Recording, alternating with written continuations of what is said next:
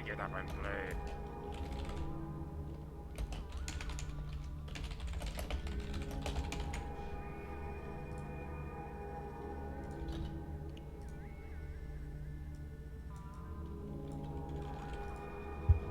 Come on.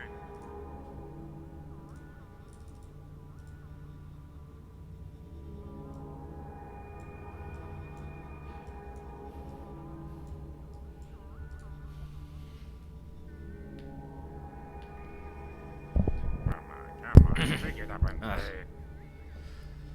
Let's see.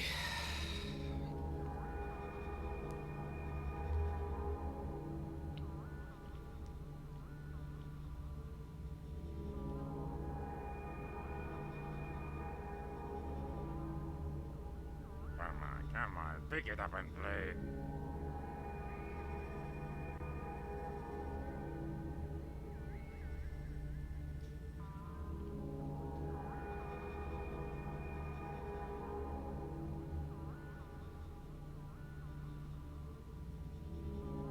Come on.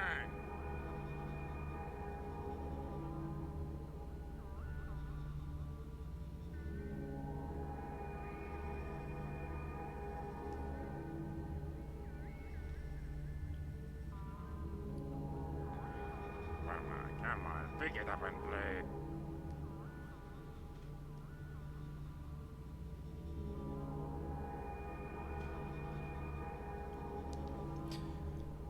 Okay.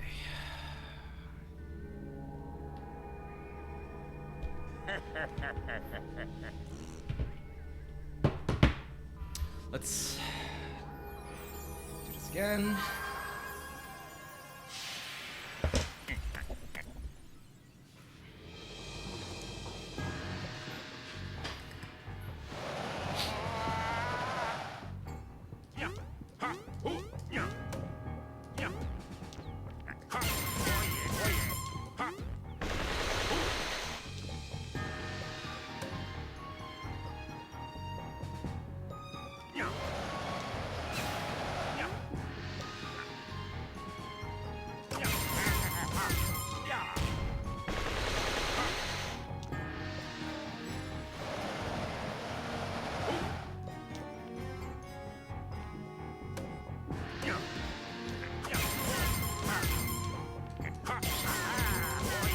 You have to be very fast for that hits.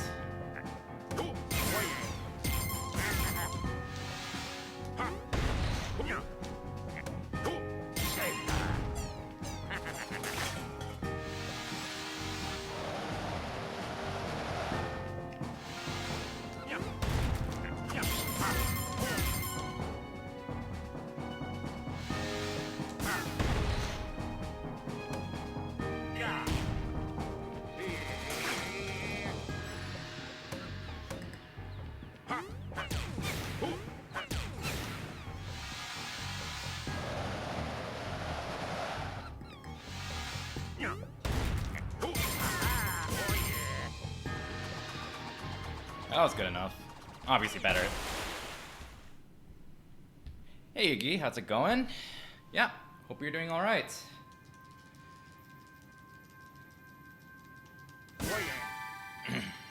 I do need to think of a hashtag to prioritize donations from for different communities.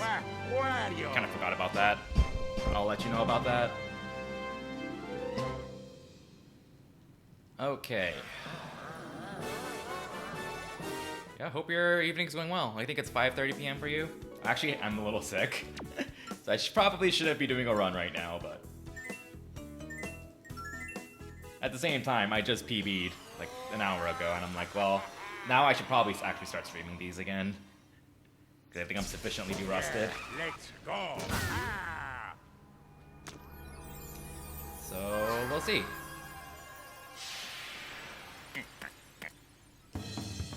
Go through the spots really quickly. I would have webcam on, but I'm kind of sick, so... I don't think it's anything COVID related, it's just the migraine. But...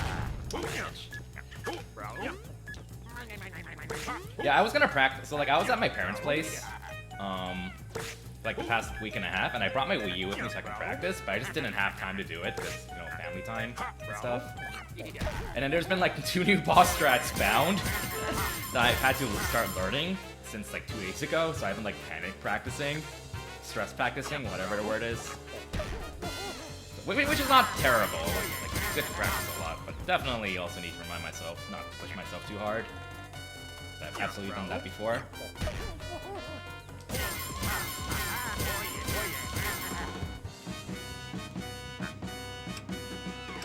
Peace out.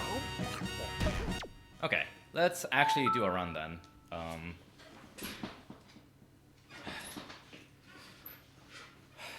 I don't want to. I'm not going to stream for too long. Maybe just 1 run. If I feel like it, maybe a 2nd run. But again, don't want to push myself terribly hard.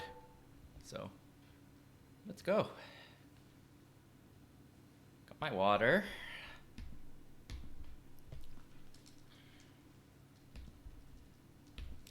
This is Wario Land Shake It, or Wario Land 5. Rock and roll. It's called a Shake Dimension in European versions, which is honestly kind of a cooler name in my opinion, but that's okay. And now we have a 3.5-minute cutscene at the start that we can't skip. Rip. That's okay though.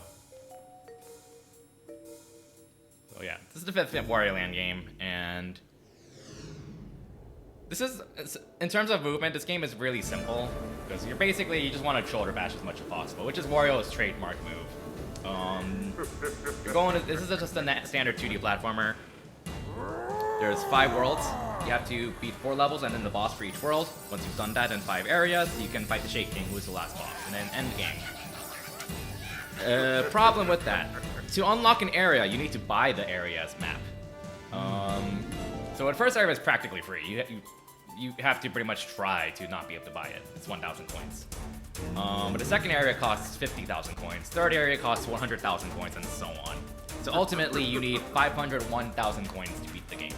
And this is where the speedrun gets more interesting, because a lot of the speedrun for this game comes down to, at least RTA-wise, comes down to knowing the coin routes, knowing what to do if you miss a source of coins here and there, and having your backups ready and keeping track of that. And thanks for the sub, Chilled Veins. I appreciate the support.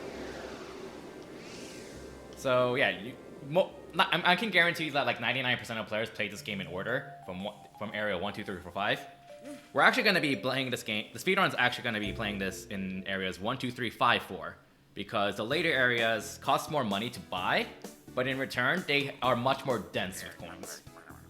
So it's worth going out of your way to get the extra coins you need to buy the Area 5 map, so that you get more coins really quickly in Area 5 to buy the Area 4 map.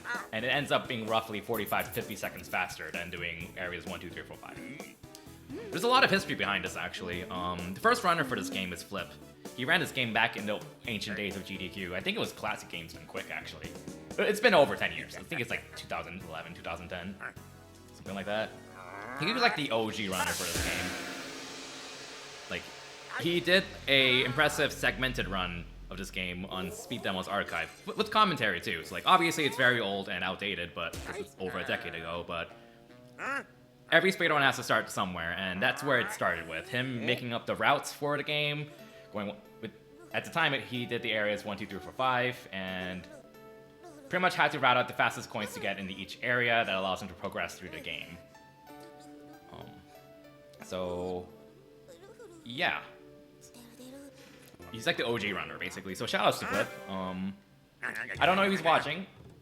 Well, I'll say that at AGDQ. But if you're watching, Flip, thank you very much for all your hard work on this game.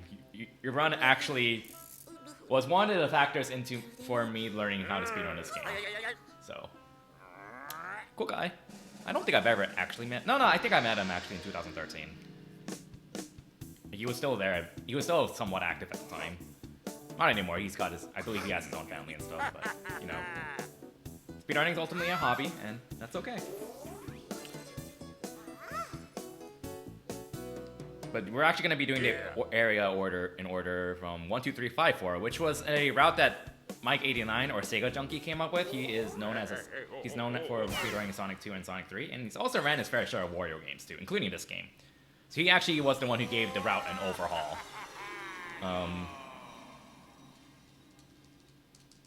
So the area order is now 1, 2, 3, 5, 4 instead of 1, 2, 3, 4, 5, and that has not changed. There's been a lot of route changes, of course, but the actual area order has always been the same since his changes. 1, 2, 3, 5, 4.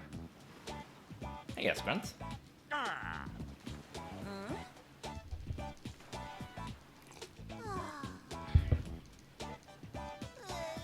So my goal in this stage is to end the stage with 9,800 coins. I'll have to keep in mind if I'm ahead or behind. And just keep an eye on that coin count. Generally speaking, you want to just be shoulder bashing as much as possible, because that's Wario's fastest form of horizontal movements. Without other tools, I should say. We'll get to that later. Waname. Okay.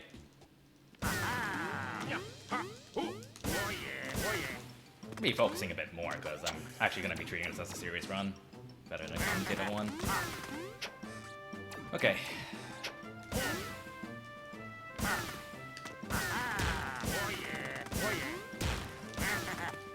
This is a nice, cute little tutorial level. Teaches you how to shoulder bash, how to crawl, how to use motion controls, like that. Knowing the right angles to tilt your remote is very crucial in speedrunning this game.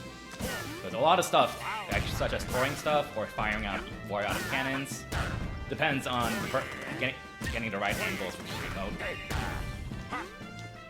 Which I will show off on cam in the actual GQ run.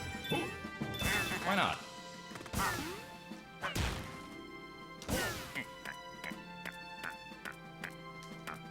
And this part's right is teaching you how to do a super ground pound.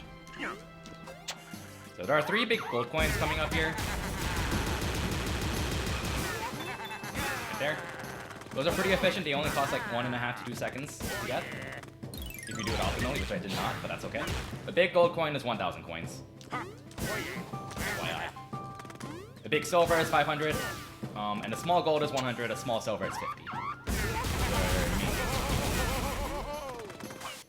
And there is the first time you see a Dasherator, which is basically a you go Sonic mode. You just go fast.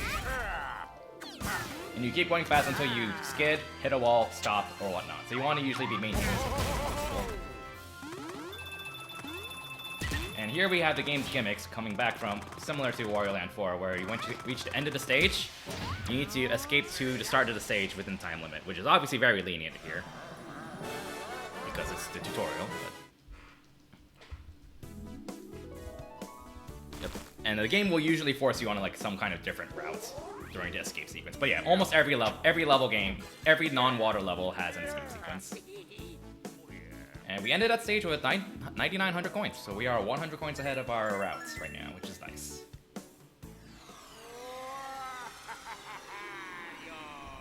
So now we actually go to the shop. Area map 1 costs 1,000 coins. You can see the menu for all the other area maps there.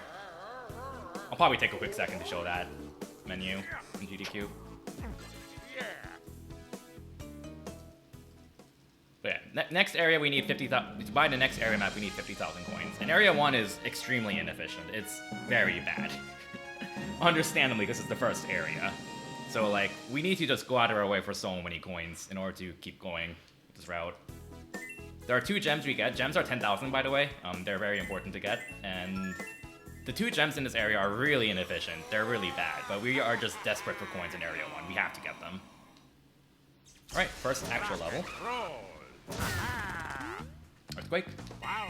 Shake the Wiimote to do that.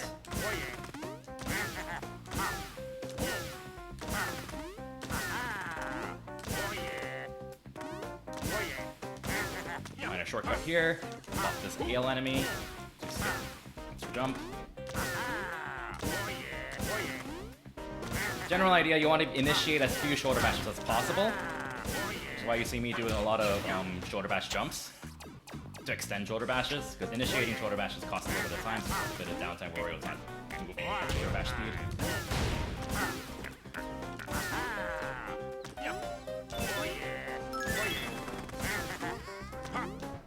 Okay, an escape sequence.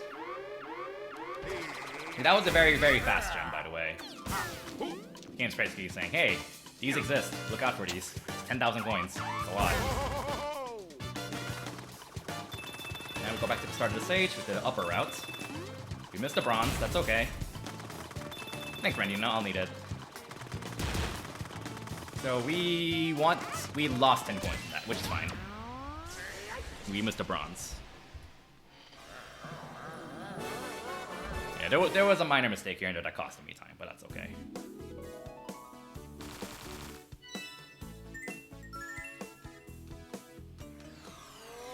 Okay, whoopsie deserts.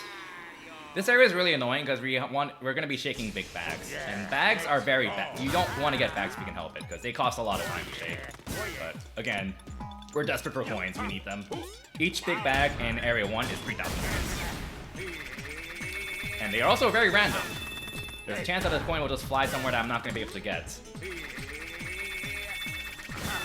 Think we got lucky? Yeah, we're at 6,000, so we didn't miss any coins.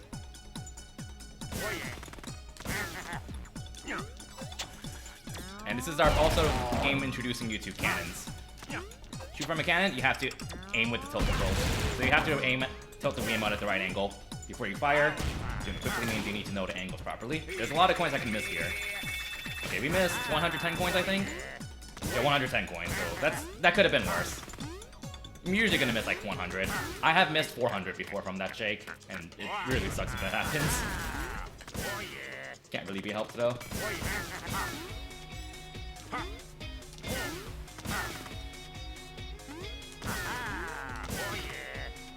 Okay, don't forget this gem. Okay, just want to shoot straight this time to get a gem. This gem costs 14 seconds. It's not very efficient, but again, it's Area 1. We need every bit of coins we can get. A bit of a shortcut here. Aim 2 ticks right, aim 2 ticks up, and then straight up.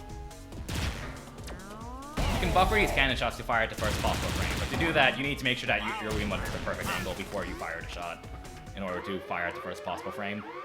So again, you just need to know all the Wiimote angles to do that properly. Okay, escape sequence. A lot of people missed this on their first playthrough, understandably. There are 8 gold coins up here. That's 8,000 coins. That's almost a gem. We got 8,000 coins for free, basically. We want to make a really precise jump in 2 seconds here. Would I make it?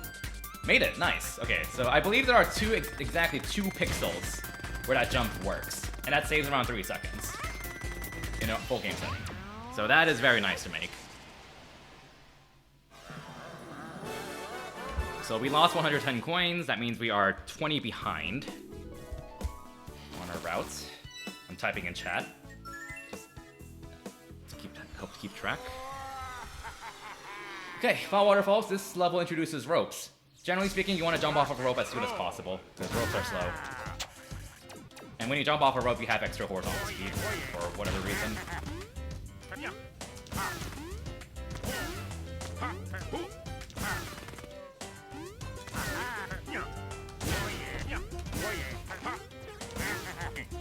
We're not going to be getting too many coins in this stage. Most coin sources are pretty inefficient. So that right there was me trying to fall down with the crawl instead of sliding down the pole. Sliding down the pole is slower than just falling, but I think I lost a little time. I would have saved. I need to take a bit of time setting that up. Okay. This is the only source of coins we're going out of our way for in this stage. 4,000 up here. Just surprisingly efficient. It doesn't look like it, but it's actually pretty efficient. Relatively speaking. Okay, here's the dash raider, and we want to make a quick tight jump over a spike pit or spike Vegeta. Ooh, made it. That jump is a little tighter than it looks. Make that. I actually have a habit of doing that. Jump. And again, you want to extend shoulder bashes as much as possible to minimize how often you have to initiate them.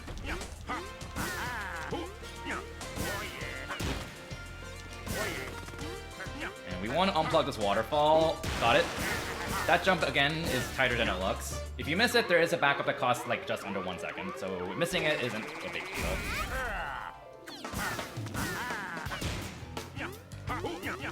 Again, I want to find a dash raider here. Just take the fastest route back. Pretty much just don't care about coins. So the 4 gold coins we got in the sky are the only source of points we're going out of our way for in this stage. Note that I said going out of our way for, because conveniently enough, there's a gem literally in our way here.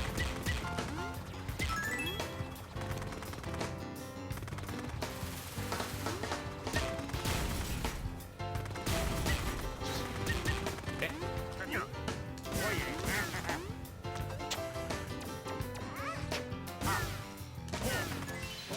Not bad. I think I made like one dumb mistake with reaching a ladder, but otherwise this is fine. I lost more time than I thought from that, though. Oh well. Rundown Pyramid. This stage introduces unit buckets. It's another motion control gimmick where you can tilt the unit bucket by tilting the Wiimote. And they're annoying to control because when you jump in a unit bucket, it's a committal jump, basically. Like you can't change your horizontal velocity until you land again from these buckets when you jump. So, wanted to get the extra silver, but missed it. Unfortunate. Not the end of the world. Minor shortcut here that skips having to knock down a block to climb up there. Saves quite a painful seconds.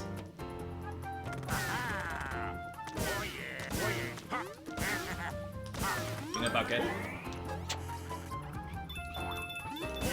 I hope I don't miss that small silver, because that means I'll be at 420 coins here. That was unintentional, by the way. Routing myself to have 420 coins here, ideally. That just happened.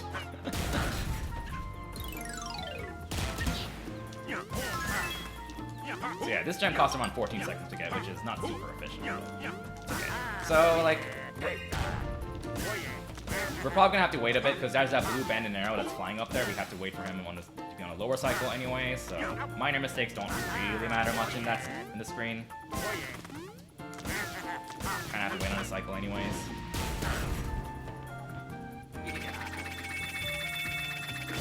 Yeah, we're missing that small silver. It's not worth it. It'll take an extra half second for it. Okay, this is a unit bucket maze. This is a lot of acrobatics we have to do here. First of all, get those coins up there. They cost like less than 1 second to get. There's a bag here, 3,000 coins here. And then we climb. There's a big silver here. It's not really worth getting because it costs you about a half second. And you don't really need it. Those are basically that we just got.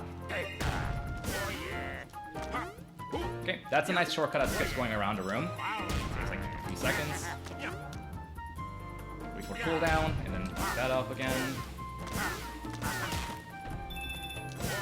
Ah. And then escape sequence.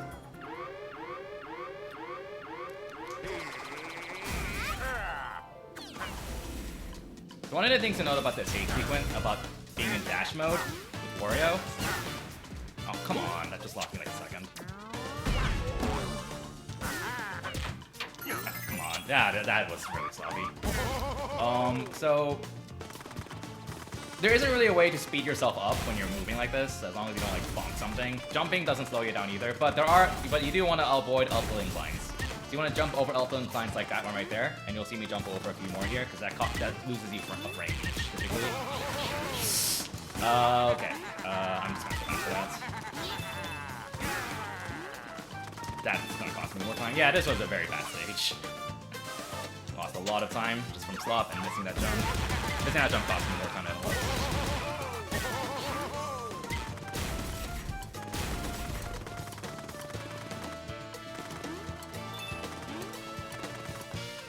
I'm gonna be 50 behind. Yeah, 50 behind. So 70 behind total. Yeah, that just a combination of some slop and also missing that reverse jump. Yeah. Unfortunate. That's a lot of time lost, but oh well. Here we are at our first boss fight. Probably the least interesting one. But with some epic music at least. Basically, you want to hit the side of his head to damage him on phase 1.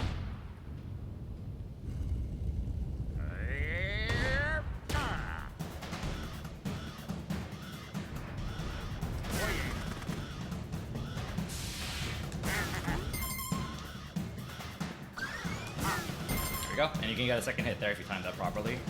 And now we just stand here and wait. Because he's gonna rain down a bunch of attacks on you, but you can just dodge them all by just standing under his head.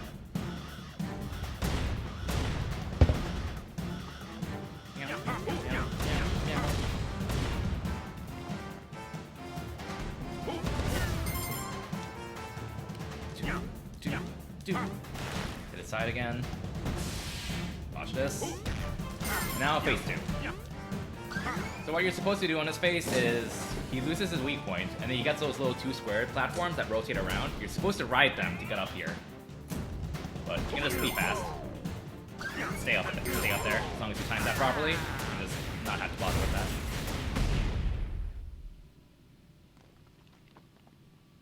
Acceptable fight.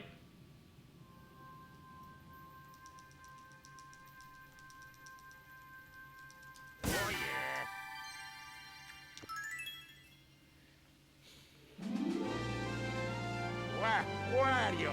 But.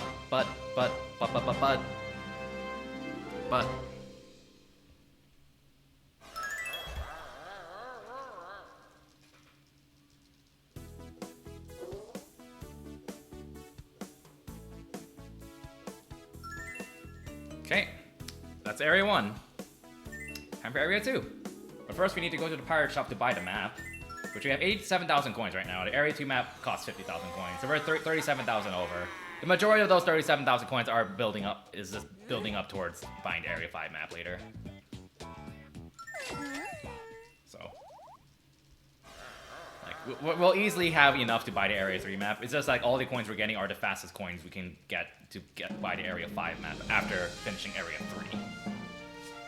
In order to get Area 5 before Area 4, we need to get 50,000 more coins than Area 4, unlocking Area 4, because Area 4 costs 150,000 coins, and Area 5 costs 200,000 coins. Okay, shoutouts to one of my favorite songs in the game. Also shoutouts to this being probably the shortest stage in the game, meaning you get to enjoy the music way less, unfortunately. Yeah, let's go! Ah, oh yeah! Oh yeah! Obviously, we want to get as many of these coins as possible.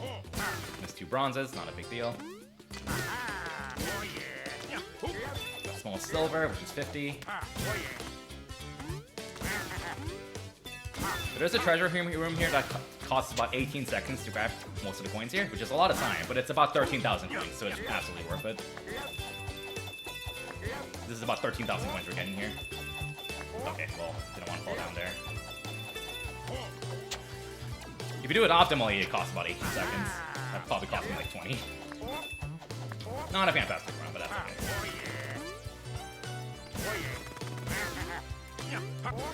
And we want to get all the big silvers because they're 500 each. And escape sequence. So yeah, rip music. That was a pretty short stage.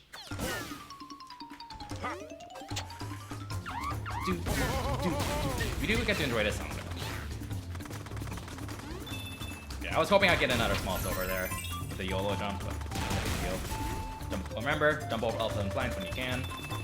Unless it costs you points and don't.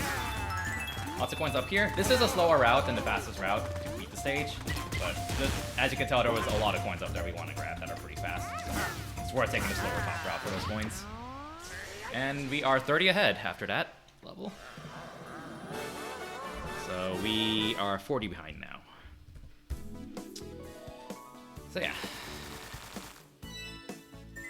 Now we reach the first of 3 water levels, and these are all auto-scrollers. Cue donations later. But these auto-scrollers I actually need to take seriously, because, again, beating this game quickly is all about the coin route. And since it's an auto-scroller, every coin we get is time saved. So I actually have to like take these auto-scrollers seriously for the most part. So I have all these enemy placements memorized to make sure I can get the best coin count possible. If I play really well, I can save like 1 second in Area 3 by being able to skip another large gold coin, but it's unlikely, but yeah. The auto-scrollers are also a good opportunity to make up for coins if you're behind by a few hundred, which I am behind by a little bit.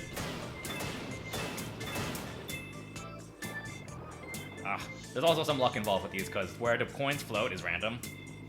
far as I know, which can make these annoying. Which is why when you kill these enemies, you want to kill them when you're right next to them, so the coins have little time to float away from you.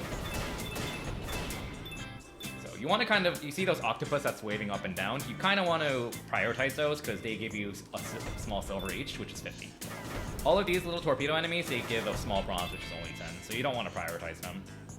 They're not. Obviously get them if you can, but yeah. Now this, you can boom this, you want to wait until all the bombs are on screen before booming it. Otherwise, the ones that are off screen will not spawn a coin. Okay, another 50 here. And there are diverging paths in the autoscrollers, and you can only take one, so obviously we want to take the path that gives us more coins. Typically, the paths will diverge into one that gives you more coins, and the other will give you treasure, which is a side objective in this game. If you look at the right side of the screen, you can see like 3 gray treasure boxes. There's 3 treasures in every stage.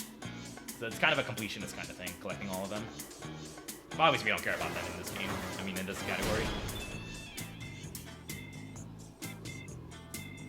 Okay, these summaries are very important because they give you 3 small golds, which is 300. You want to prioritize those. Prioritize these because it's 50 each. Those happy ones also get 50. You want to prioritize those. 50, 50, 50, 50, 50, 50, 10, 10, 50, 50, backtrack, 50. Okay. Oh yeah, this is all motion controls, by the way. So like the way that you tilt your Wiimote tilts the nose of the submarine. This is basically tank control, so right moves you forward and left moves you backwards. If you're pointed up, then you'll move diagonally upright if you press right, and vice versa. It's tank controls. You pretty much need to like use the Wiimote to tilt the Wiimote in order to turn. That's a free coin here. And then there's a gem here, which obviously you don't want to miss. And also 2 submarines, I think. Is there a gem here? No, I must be thinking. No, there's a gem after your routes converge. Yeah, there's a gem after they converge. Right here. Again, you want to wait until all of the bombs are on screen before you boom them. Ooh. Hopefully that silver comes this way. Off the top. No, we're not getting that.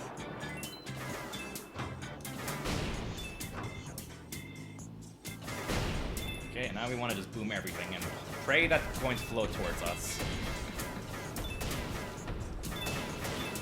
Okay, that's 1 silver I can get down there if it doesn't fade. Got it. Okay. So yeah, this actually went pretty well. We want thanks Speedbreaker. We are 220 over. A boss battle, by the way. Okay, cool. Yeah, that was a boss battle. That was a boss battle. Okay, so yeah, we are 220 coins over. We were 40 behind, so that means we are 180 over now.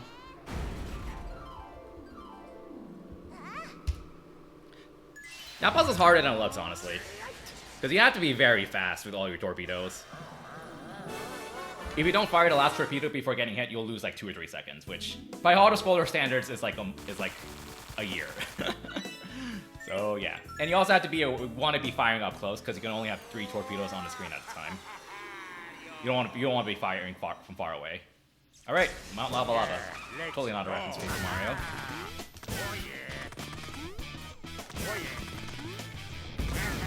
Music's a banger. This game's OST is a banger. This game's awesome. This level introduces boulders. They roll you up, and when you roll you up, you lose all control of Wario until they spit you out. You'll see one soon. That actually rolls me up.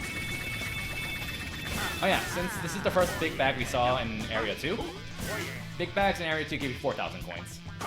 Big bags in Area 1 give you 3,000. So each time you advance an area, a big bag will give you 1,000 extra coins.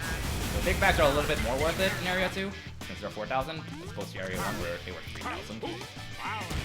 And as we advance through the areas more and more, they become more and more worth it. Worth the shake. And there's also these platforms that you need to do in Earthquake 2 lower. And this is a very cycle-oriented level. There's some side cycles we want to make here. We want to get that on screen and ground pound immediately. Wait for the cooldown, get on top of this, pound immediately. And while waiting for these to come back up, I'm going to take some time to grab these coins. I got 90 coins. Free. It's not too fast. And a bit of a minor skip here.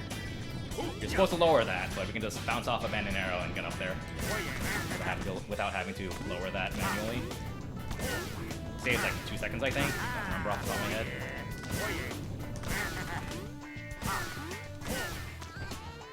That was pretty good. That was actually very good. Time for an escape. Okay, well, besides motion controls being motion controls and not registering that shake, but that's okay. Alright, roll me up, babe. So the route we're taking is not the fastest route to the end of the stage, but it's not much slower and it has a lot of things. I think this ultimately costs like 1.5 seconds, roughly. I don't remember off the top of my head. So for those points we just got, and then these points we're about to get here.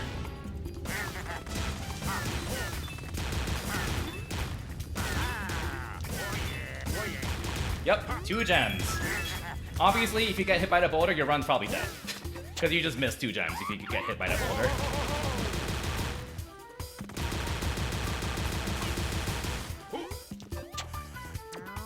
We are 20 points ahead, so we are now 200 ahead total.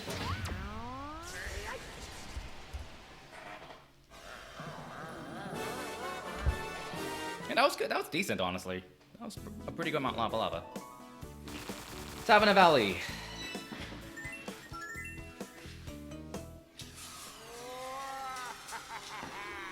I forgot to mention that the first stage of Area 2 introduced poles, and we're going to see more of those here. A lot more of those here. So in order to jump from a pole, you need to shake the Wiimote, and then jump. So you can kind of buffer shaking the Wiimote, like just keep shaking it as you grab the pole. So you like start swinging the first possible frame. That's what I'm going to try to do as much as possible.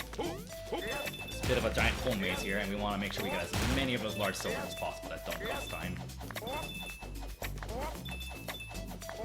Okay, getting those 6 silvers is harder than it looks. With it, at least doing it cleanly within 2 jumps. Now here, we want to waste as much time as possible here. Because we're waiting on a cycle. But we want to waste as much time as possible so that red bandit arrow up there, he doesn't start moving until we scroll the screen to the right. And we want him to start moving as late as possible so we have time to catch him there before he goes underneath that. Cycles here. You can barely make this. And the upcoming is one of the hardest jumps in the game. No, I made it. You can barely jump over that. Barely. You can barely jump over that cannon. See, it's like a half second. Not a big deal. Thanks, Ferris. Game's fun. Lots of pole jumping, and we're ultimately waiting on the cycle with the pole that's moving here. That one. Okay. You want to just make sure you don't grab the very edge of the moving pole, otherwise your Wario will just fall down after grabbing it, which is probably an oversight or a glitch. So you want to be careful with that. Escape time. This level really likes those poles. You're about to see. You're about to see that. Alright, these silvers cost about 2.5 seconds to get. 2,500 coins total. Pretty efficient. Not super efficient, but efficient enough. For Area 2 standards. You can tell they had fun with this.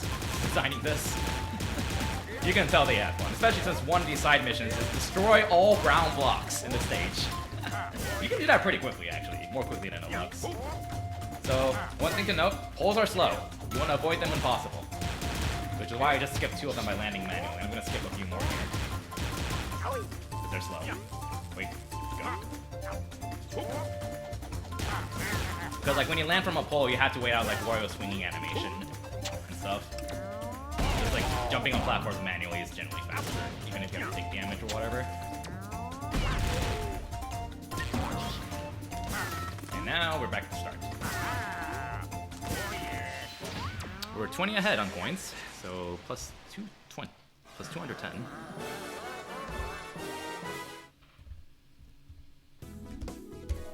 Not bad. Right, Hot Road Derek. This is the boss that I need to practice more.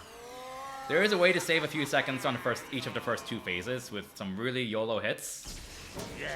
That McCrazy found. He's my commentator. He also had the world record for this game for the past around 2 weeks. He bought me a few weeks ago.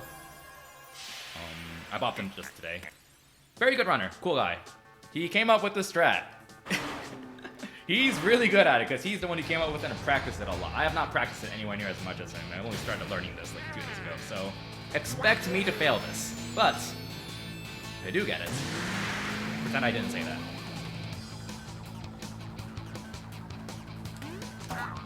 I failed it already. You can punch the wrenches as they come out and save a few seconds. Wait.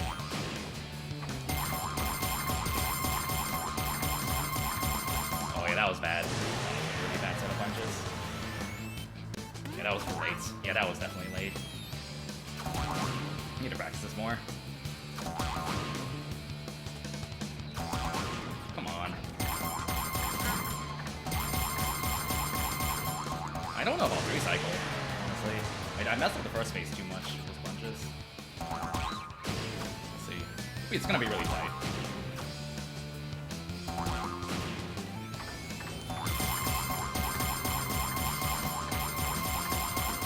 Yep, nope, no recycle. Cut the local recording, run dead.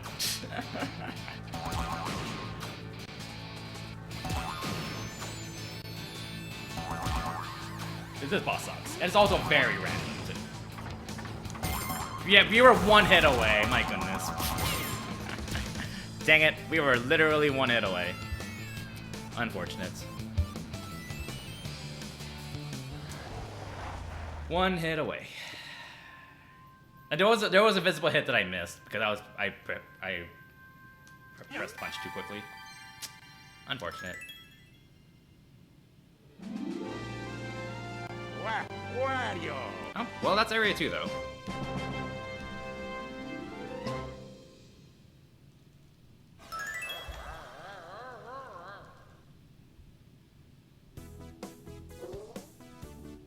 Yeah, I need to practice that more. That's a relatively new strat, and I only started learning it 2 days ago, so... And I've obviously completely failed miserably at it, but that's okay. Alright, time for area 3. Probably my favorite area in the any percent speedrun.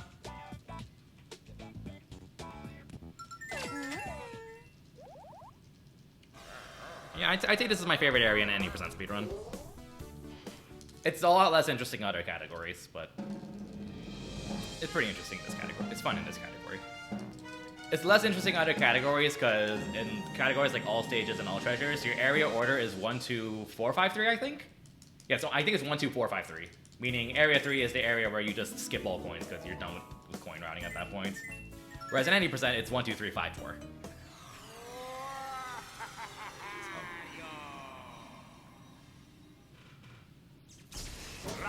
Okay, Wreck Train.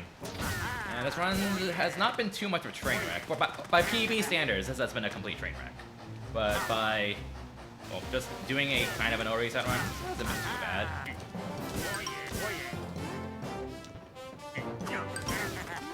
Yeah. Okay, big bags are 5,000 by the way, in area 3. That's half a gem. So they're starting to get more and more valuable. Again, gems are 10k. Big bags in area 3 are 5k. You just sniped the red switch, by the way, with that little enemy. So, hooray. Okay, this is a very big cycle-oriented screen here. The most important part is getting that initial jump there cleanly. So this is a bit of a setup I have to make sure the cycles line up. And if this goes smoothly, I'm gonna look like a god. Those 2 gold coins cost too much time to get. They don't look like they look like they're free. They mess up your cycles too much. Hey! Clean cycles. Let's go.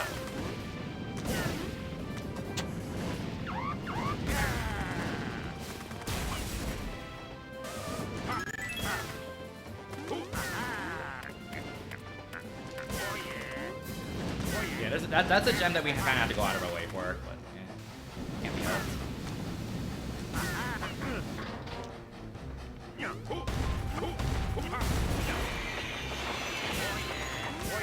And we just killed the train. We need to kill the engine of the train. Oops.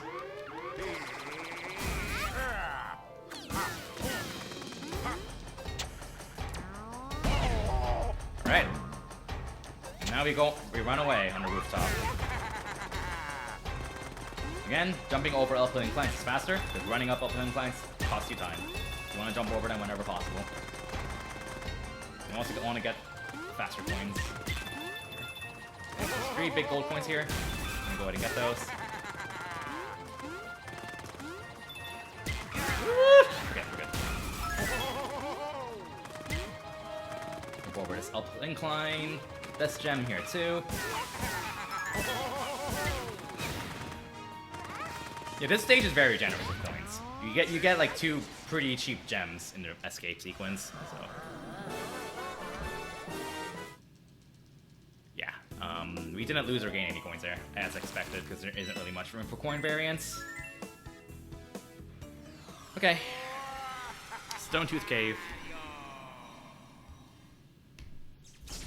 Yeah, let's go. Get your cat jams ready. F. Big bags, 5,000. Take the cat. Oh, that was a lucky shake. We just saved a second. So the type of coins that big bags give you is random. Sometimes they'll give you fewer but higher value coins, which is faster because that means you don't have to shake them for as long. Which is a little annoying to deal with, but that's just part of the game. You just have to take it as you go. I think I'll usually see 2 bags like that in the run, typically. Like 2 big bags where they give you fewer but higher value coins. So they say like a second each, roughly, if I have to guess.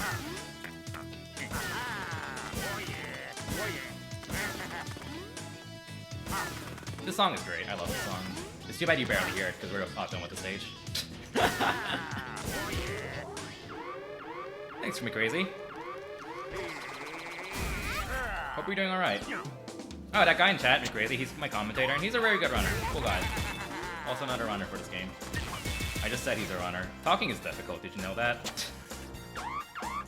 Definitely recommend giving a follow. Alright, yeah, that's okay. So, this escape sequence is interesting, because we're losing about 40-ish seconds, if I remember correctly, by cutting off our escape, because all of this costs about 40 to 50 seconds. But we're getting a big bag and 2 gems, which is worth it. Which is absolutely worth it. And it's faster to get these on the escape because, like, in the escape sequence, you're going from right to left, whereas in the main stage, you're going from left to right. And it's faster to get these when you're going from right to left.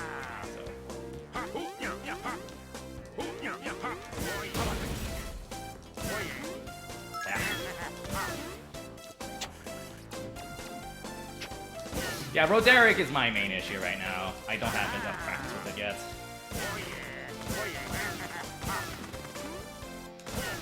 I kind of butchered it in this one, of course, but it's what it is. I'm trying to commit to finishing this run, so. Okay, it's all mine. This stage is also gems galore. There's a lot of gems in this stage. A lot of coins. That are they all do cost time, but not a huge amount. They're pretty valuable by any % standards. So. Rock and roll. Oh yeah. Oh yeah. Yeah. Thank you for actually popping up. Jump up there. As a kid, that took me forever to figure out how to get, because I did not realize you could throw fork bandit arrows into walls. It's pretty clever, honestly. Things you can do with enemies. Oh, come on. You.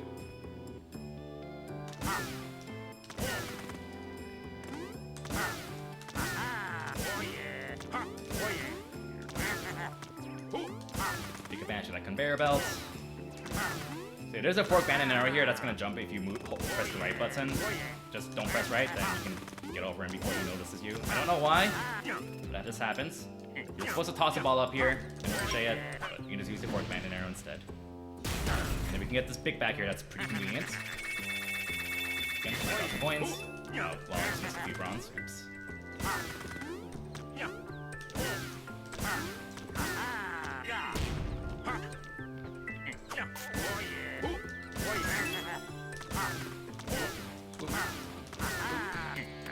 Done. Yeah, we lost 30 coins from that shake. Whatever. Okay. That is hard to do than once. Just jumping underneath that fork bandit arrow without falling into pits. the ladder, jump again, skid. And there's a bit of a skip here, it skips the puzzle. Aim 3 6 right. Again, motion controls. We can skip that. Hey, MCH, how's it going? Okay.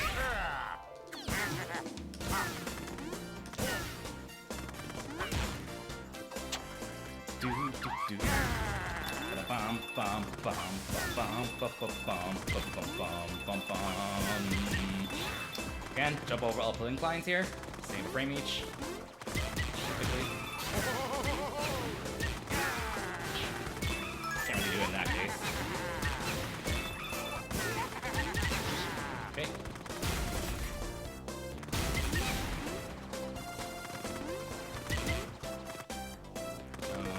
Here. Ride conveyor belt as much as possible.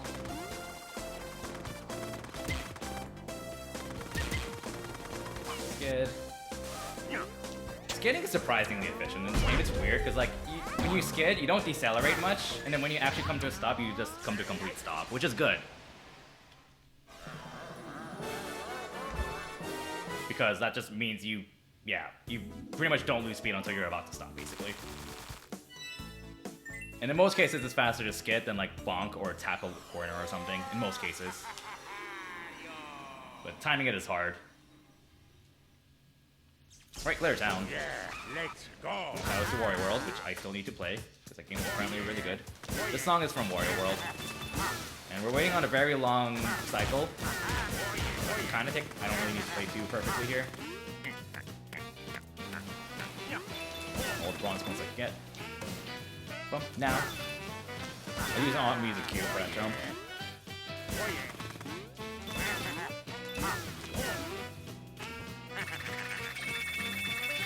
Like a lot of running this game just comes down to having like visual cues for all your dashes and stuff and memorizing that. So I'm buffering a shake right after that dash so I can just consistently get a bomb down there without cutting off my speed. And now there's more cycles to worry about here because these slots are cycle oriented. So now I have very little time to get this gem before the next cycle comes up with the ball. We need the ball from that slot machine. Now, got it.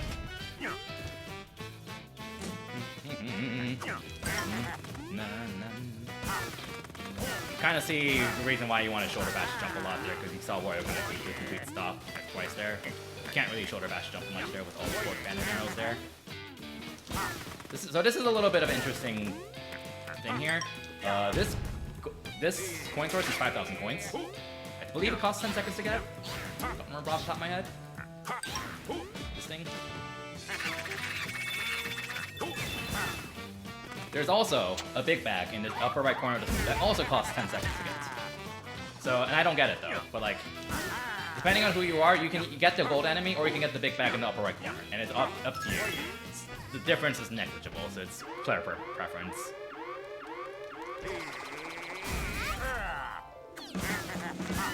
Okay, escape time. At the exclamation point, go.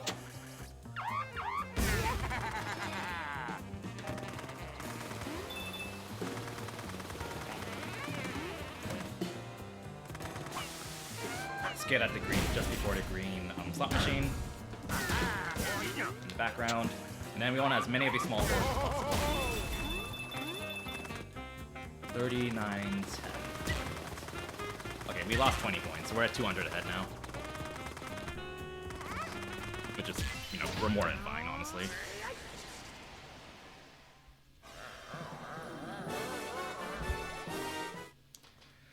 Alright, time for a Chortle Pot. He's a really fun boss to execute, honestly, I think. But he's also very punishing if you mess up anything. And the annoying thing about this boss is the fact that it involves poles, which means waggle controls. And that can be finicky and mess you up. But if I do this correctly, I recommend you don't blink.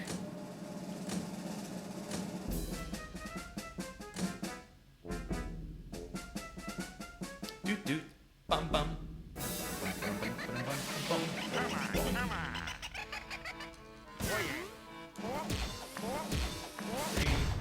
Oh, I'm definitely gonna need McCreasy to explain this while I do this fight, because I cannot talk while doing this fight.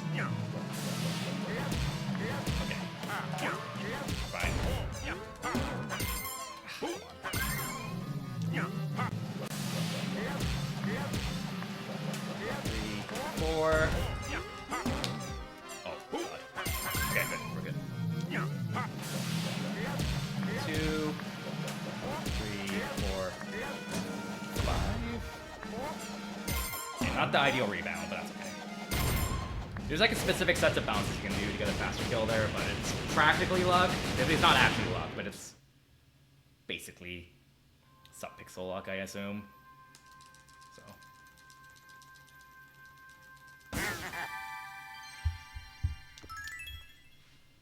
It's ideally you want to keep Wario in the center, but it's annoying to have to time jumping into the boss medal, so I kind of try to have him on a little bit on his side so I can just mash shoulder bash jump.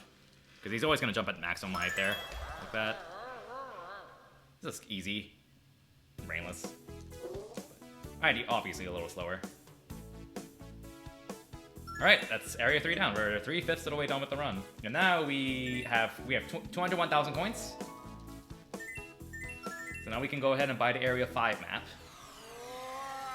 And yeah, you're gonna see the coin density just shoot up. The coin density is just gonna shoot up. Like this. So again, this is the time where we're doing area 5 before area 4. Primarily because area 5 is just a lot more efficient with coins than area 4. Area 4 is still pretty efficient too, don't get me wrong. There's a reason why the other categories do areas 1, 2, 4, 5, 3.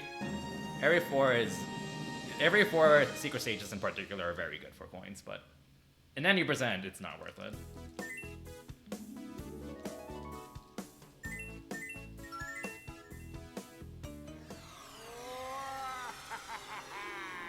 One of my favorite tracks in the game here. Let's go. Yeah, let's go. Aha. Oh yeah. Oh yeah. Here? Got it. That jump is surprisingly tight to make. So yeah, the big bags used to cost 5,000 in area 3. They are 7,000 in area 5. That is 2/3 of a gem, roughly. Very valuable. They are very good.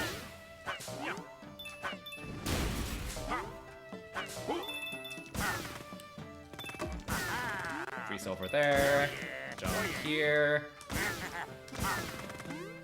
Do do do do do do do do.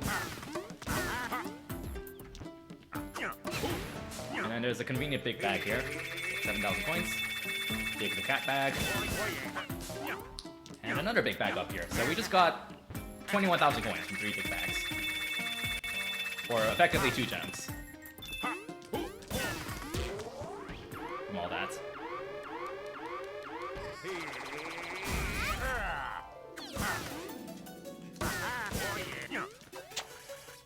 Meow, meow, meow.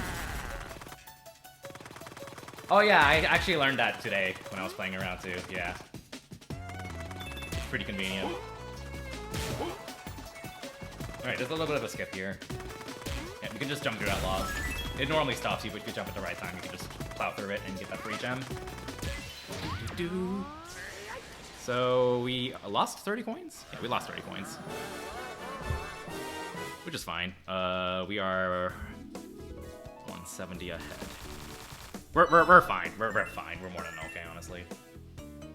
All right, auto-scroller time. Same idea. We want to get as many coins as possible. Oh, I actually know about mashing down there too. If I remember correctly, it's slower though. But because like, I mean, you're slowing down for it, but I could be remembering wrong. It's been a while since I've tried it. We're talking about the one just before the gem. Ah. Get any of them. It does look pretty funny, yeah. I don't blame you. Yeah, I know. I used to have a lot of trouble with jumping through that log. I think the thing that people didn't realize for the longest time is to make sure you jump late. Because we always like try to jump as you plow through the log, but you want to jump like a little bit after, and it makes it a lot easier. At least when I realized. That's when I realized. Actually, not doing too well on these points right now. Not focusing enough. That's okay. We're ahead on coins, so we can afford to miss a few hundred here and there. Meow, meow, meow, meow. Enemy here. Enemy here. You can tell I practice this way too much. Kind of have to for other categories, like especially 100%. Especially at this stage, since you can one-trip this 100%. Okay. There's gonna be like 4 octopus at the bottom. Wanna wait for them to come out. 50 each. Again. Yeah, like I think the latter half of this autoscroller would be a good time for donations, I'd say. I think there'll be like one spot where I'm gonna like mention that I'm manipulating a submarine into noticing me. Cause like there's a diverging path where there's a submarine at the bottom, but you take the top path, and you're supposed to not get the submarine, but you can manipulate it to notice you. And that's an extra 300 points. I am not practiced at it at all. I've done it before, but I've never practiced it because like after I've done it a few times, I just realized I learned about the submarine manipulations, and that just makes it so it's nice not needed anymore. But I've not practiced that at all. It looks cool. It looks very cool. But I mean, there's no reason not to go for it though. So there's no reason not to go for it.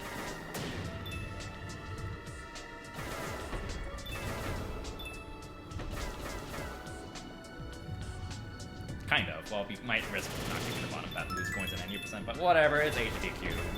A few seconds here and there's not going to kill anyone. It's not like I'm going to get record in any AGDQ. Or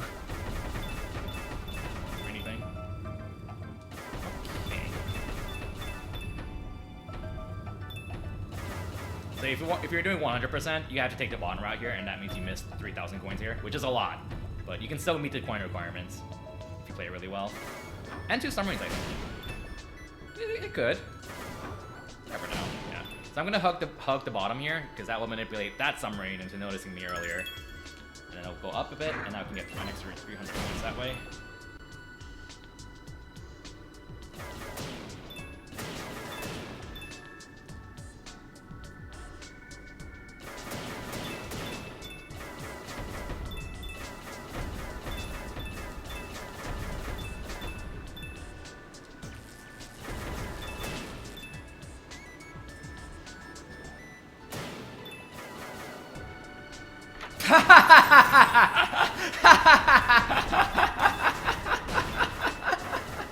You're kidding me. Oh my god.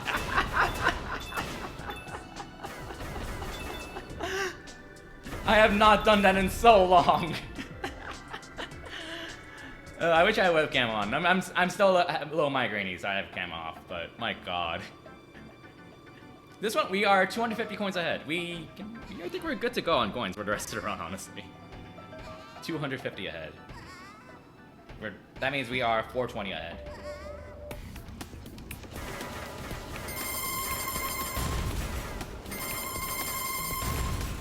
Can I get a...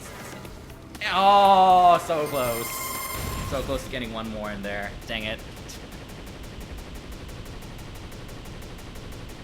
So your bottleneck for this fight is basically the bottom switch with the strat I have. Like, basically how quickly you kill the top 2 switches doesn't matter as long as you can reach the bottom switch before it closes. But if you're fast enough, you can maybe squeeze in like a hit or 2 before the bottom switch closes. There might be a way to just get it before any of them close. Track the coins? I'll be fine. It's a habit for me at this point, so I'll have a separate computer. But thanks for offering, though. Okay, some shots levels. Yeah, let's go. Merry Christmas, or belated. Merry Christmas, Happy New Year.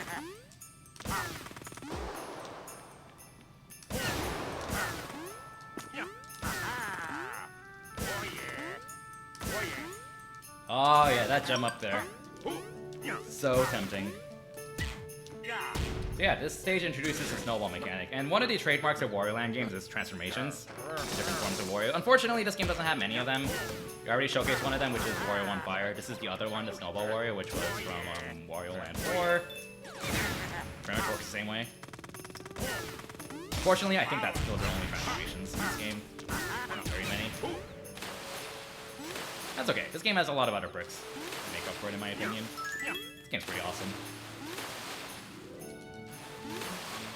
I think they kind of intended for like a lot of the emote gimmicks to replace transformations in a sense, because things like the rocket buckets, the unit buckets, cannons, all of those are kind of like transformations in a sense. I think that's kind of why they didn't have as many like actual transformations. Oh, there is Frozen. Oh yeah, and then Mini. Yeah, there is Mini. Frozen doesn't really do anything for you, but like you can get Frozen from these. Doesn't really do anything for you though. I guess it technically counts.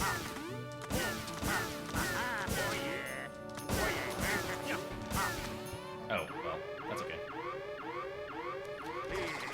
Bit of a tight jump here to do it optimally. Ah, dang it. See, typically when you fall off a ledge, you want to jump off a ledge because you want to have downward momentum as you come down, usually. So usually like running off a ledge to fall is slower than jumping off a ledge. And that actually just came out completely wrong way. I should not say that. Actually, it should be cute. I should not actually say that. But I think you know what I meant.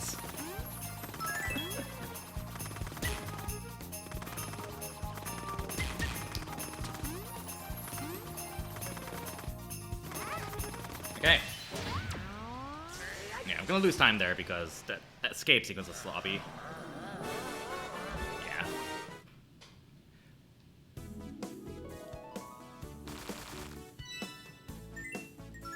Bad manners.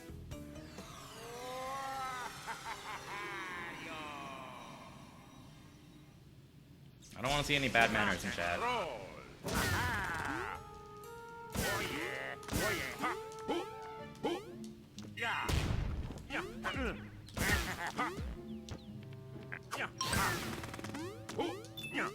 There's a specific spot I stand there because there are two different throwing angles that work for that switch, so I can just throw without hesitation and be confident it'll hit my Wiimote.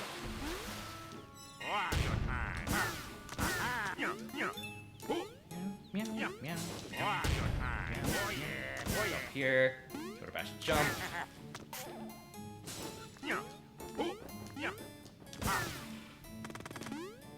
Oh, you can barely jump over that enemy, but it's really tight. The stage was otherwise pretty good though, I think. I say that now. Yeah, like if you notice, I had a very specific setup to make sure I can like get the full fall easily.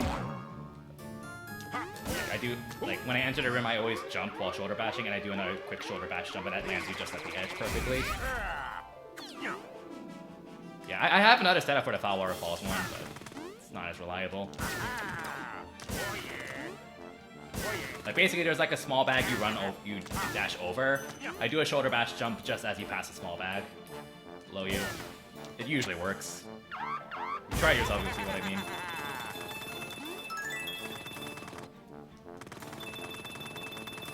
I think I got that smoothly in this run. Yeah.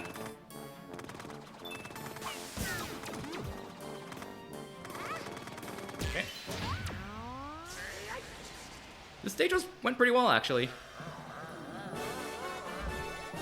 Yeah, that stage went pretty well. Not gonna lie. Not bad. Not bad at all. Alright, this boss is a thing.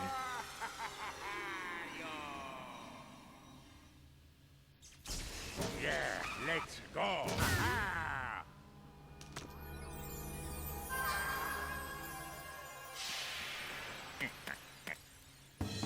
Bum, bum, bum. Bum.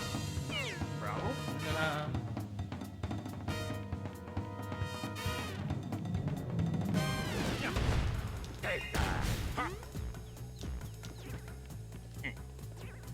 That was almost too early.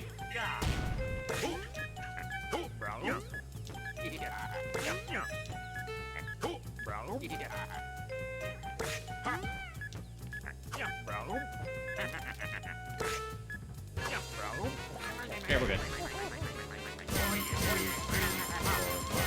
You can squeeze in 7 hits, but it's overkill. If you do a 7th hit, you make him not come up as quickly. And 6 hits for the first recycles is exactly enough for the last one to kill anyway, so there's no reason to hit him a 7th time.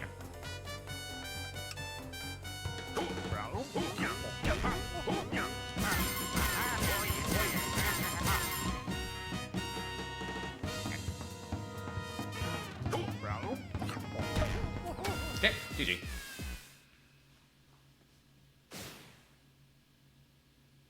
Yeah, I think everyone does this fight differently. And like, I mean, obviously there's gonna be like one fastest way to do it for like an IL setting, but like, this the fight with so much little variance with the banded arrows that it's ultimately like whatever you're consistent with.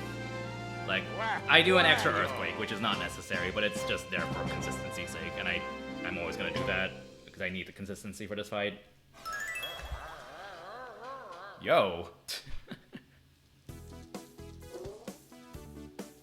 Well, that was a solid fight. Solid.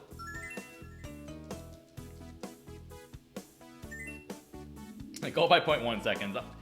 Chances are that was probably from human error inputs. But, you know, that's okay. I think my goal split's like a 122.03, something like that now. Summerfest. And that's all the coin routing for the rest of this run. Now we just blitz to the end. That's the last thing we need to buy to finish the run. You can tell I was doing pretty well on coins because I had like 900 left after that.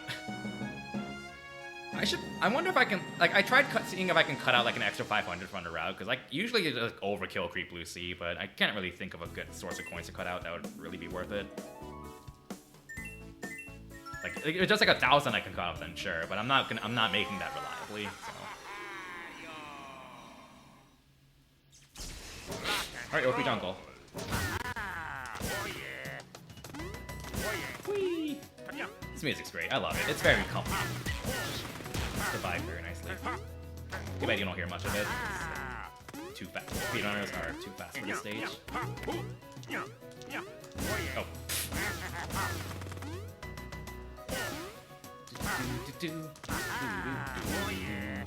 Here. Boing, boing.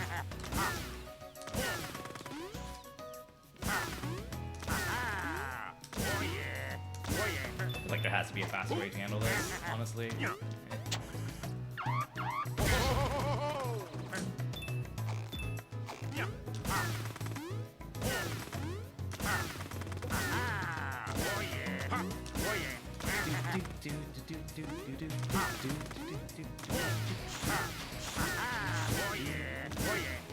There is a way to like climb up to the top of our rope and skip an extra jump, but I don't do it. It's really unreliable for me. Yeah, I don't blame you. I don't blame you. I know that feeling for sure. That was unoptimal. Okay. Now we escape. You can tell we just do not care about points now. We're just gonna blitz to the end. There's an uphill incline here. Jump over it.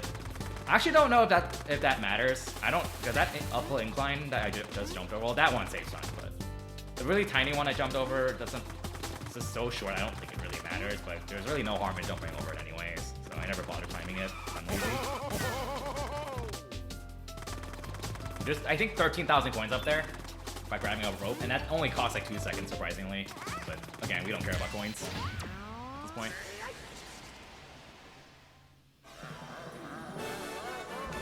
Yeah, that minor time loss was from that one mistake I made. Okay. Auto-scroller, except this time we actually don't care what happens to this auto-scroller, as long as we don't die, because again, we don't care about coins anymore. Hooray. Yeah, let's go. But the end of this level is probably one of the hardest boss fights in the game, and I am actually not memeing. So, we'll see how that goes.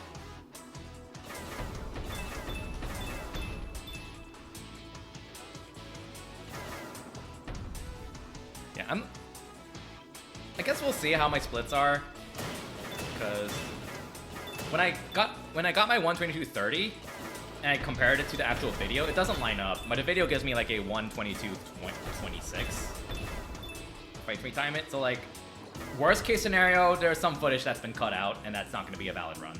Worst case scenario, which is unfortunate, but what can you do? Best case scenario is something messed up with my live split. And I split like 4 seconds later or something like that, which is possible too. Which is absolutely possible as well. And I took a look at the actual, and like the only spot where the 4-second discrepancy seems to matter is the last split. Because like it lines up fine with all the other splits. So like I'm either missing 4 seconds of the Shake King footage, which there are some frame skips, but the audio is not skipping, so that's fine. Or live split I just split really late, or live split messed up or something. And I think it's live split messing up, or either or that I just messed up. I think. I didn't see any actual like missing footage in that last split, so hopefully that's the case. But like, either way though, like I'm gonna be streaming every attempt I do anyway, so like hopefully I'll bop that time anyways, so that it won't matter. In the worst case scenario. Wait, you want to hug the bottom here? Bottom here, because that, again, spawns 2 submarines to notice you quickly. Matters for other categories. It gives you an extra 300 coins, basically. Obviously, it doesn't matter here.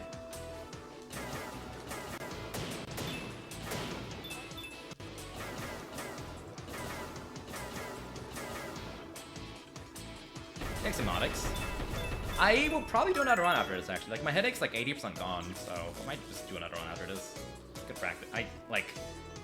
I didn't do any practice at all. I mean, maybe I shouldn't be admitting this, but I didn't do like any practice at all during the holidays. I brought my Wii U with me, so I can practice, but it was just a lot going on. And... oh, get it! No! No! I almost had him! I almost had all 3! No! I hit all 3. I didn't boom the top one. I'm so sad. Oh well. But yeah, like, I didn't do like any practice at all. So when like the new Hot or Derek strat came out, and then which McCreasy came up with, and then there's like a new Bloomstake strat, I didn't like practice them at all because my Wii U was already packed up. So I've basically been like, ever since I got back like 2 days ago, I've just been like playing this game nonstop, which is fun and all. But I also do need to like remind myself to not overdo it too much. Hydrate, thank you. So I do need to like not overdo it too much, which I absolutely have done. But I think I'm like pretty reasonably de-rusted. Like obviously Hot or Derek's a big issue for me at the moment. I have Bloomsday down pretty well, I think. Just gonna need to practice that a bit more. But yeah, at this point I think I'm comfortable just do runs again. I've de-rusted thoroughly enough over the past 2-3 days. Alright.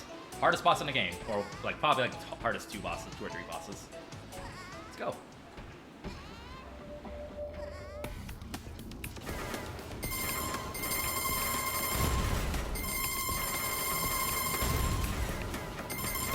Oh god, that was so good. That was amazing. That was a fantastic fight. That fight was fantastic. Like, I only needed 2 more hits at the end. I usually need to hit like 4 or 5 torpedoes at the end on the middle switch. But I only needed 2 more. That was fantastic. I'm not surprised that wasn't a gold. I think I've definitely done better before in runs, but that was still very good. Okay, Airitail Castle. This stage is really interesting in other categories. Unfortunately, not very interesting in this category. Not very interesting in this category. It's a really cool stage in other categories, but not this one. Jump after I pass the first bag. Boom. Hey, I mean, if it works consistently for you, then you do it. There's absolutely some stuff I do that's slower, but just more for consistency's sake. Like you can do this with 1 damage boost as opposed to 2, which I just did. But I don't trust myself. I'm not confident to make it with 1 damage boost consistently. I think McCrazy does it with 1. Down. Good. Okay, this room is like probably the hardest room in the game to optimize. Like not even joking, because the cycles are so ridiculously tight. In other categories, but not this one. You don't care. The cycles are very satisfying to make in other categories where you have to like get the treasure, get the secret map and stuff. It's also very difficult. Thank you. Why not? You can get on top of that blue conveyor belt to save a little bit of time. I don't do it because it's really inconsistent. It doesn't save much time. Yeah, so the stage is kind of dull in 90%, unfortunately. The cycles are lenient enough where it's not really that engaging. And that one little spice gets like the only interesting thing in the stage.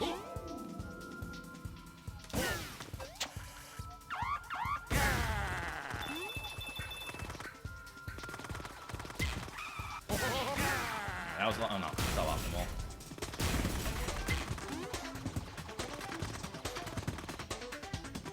free gold coin. That getting that free gold coin matters in other categories, if it wasn't obvious. You can tell I've enjoyed routing this game a lot. This game's fun. Both execution-wise and routing-wise. I know. I know there are some people who don't really like point routing, which is fine. Not everything's for everyone. Where did I lose time? That was relatively smooth, from what I can tell. But just minor optimizations, I guess. Like, the escape was a little bit eh. Oh, I'm sure I've done like a 1 damage boost. With a spike skip, too. At some point, that's probably where the time loss came from. Let's go. Alright, get your cat jams ready. Oh yeah. Oh yeah. I know I say this purely out of selfishness, but I really hope there's never a money duplication glitch, because I really like routing in this game. Oh, yeah. I really like the routing in this game a lot, but I know that not everyone feels that way.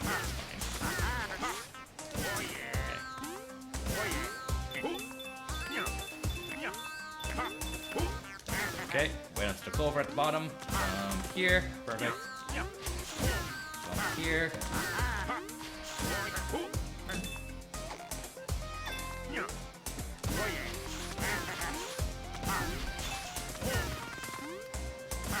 Hey, Shantok, how's it going?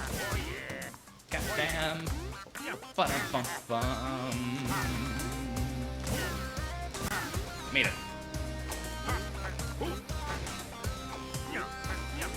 Oh, that was close.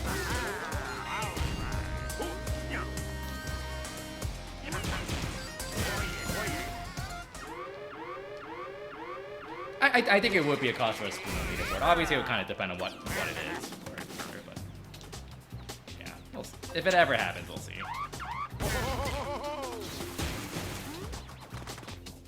Also need to remind myself to actually do some disc runs. So I think Waluigi, the guy in the server who's made the lowest timer, can get some more data. I don't think he's worked on it recently though, or I haven't seen any updates. Honestly, like a good Lobus timer would just fix issues with this, really.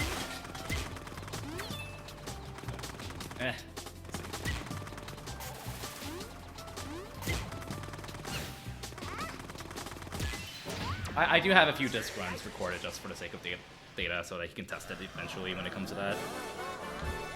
Also, you can tell that stage did not go very well in my PB. From like 3 seconds of time sleep. I think I fell in the water at the last screen. There's a camera glitch you can bump into that's completely useless in Riverboat Rapids during this game.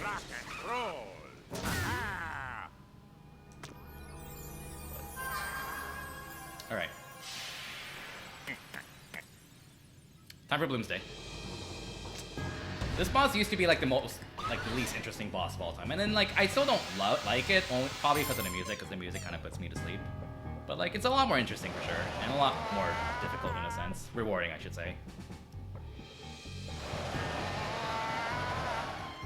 We're basically I'm spacing out my attacks in such a way to avoid really long attack patterns from the boss. So I'm gonna intentionally wait and not hit the boss with this for a while.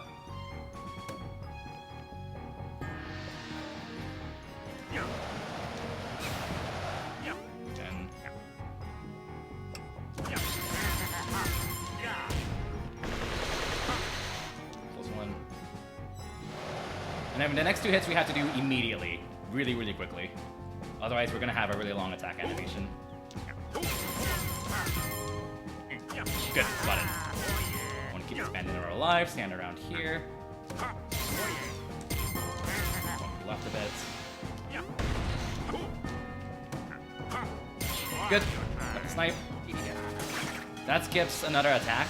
Takes like 2 or 3 seconds if I remember correctly. Obviously, we can't do it again because we don't have a spare bandit arrow to snipe here.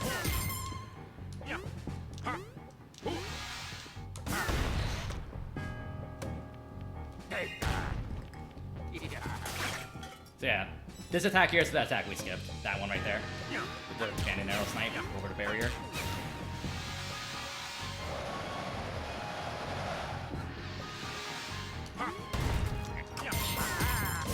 Okay, good fight.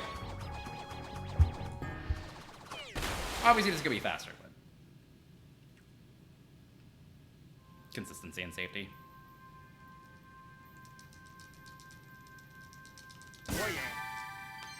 I think that was what you're talking about, crazy. Doing a 1-2 jump like that.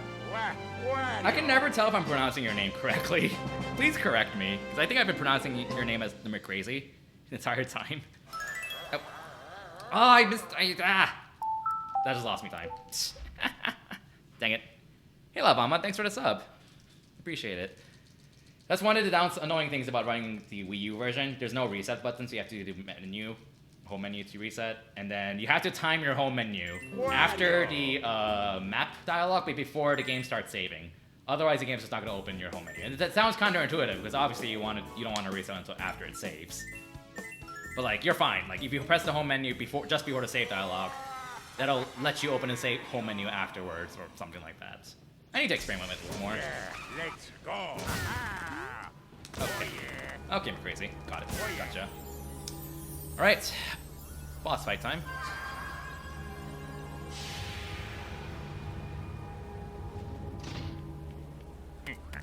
Mind a little strat here. Crazy found himself, I think. It saves about 0.2 seconds. Right to start. This is a pretty technical fight. It's a really fun fight too, but very punishing if you mess up anything. It's a very scripted fight though. There's like not really any luck to it or whatnot, as long as you do the same thing.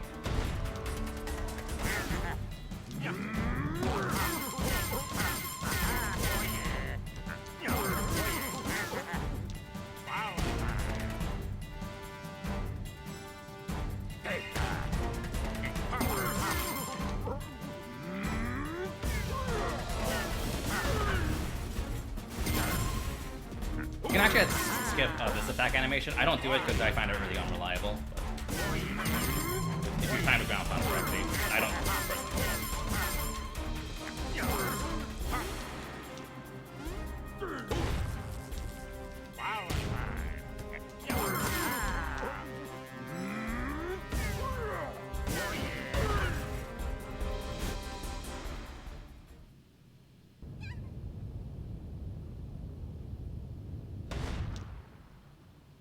Rock and roll. Rock and roll.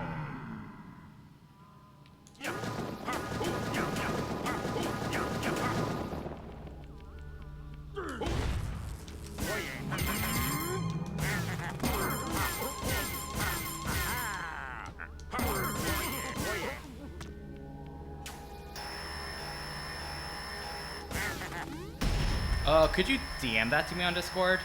Maybe I'll play with it again. Maybe I can get it more consistent then.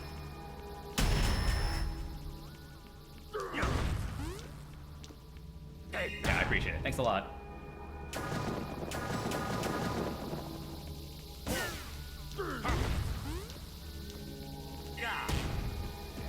Doing what I do here it works out nicely, because then these blue energy orbs kind of pass over you like that.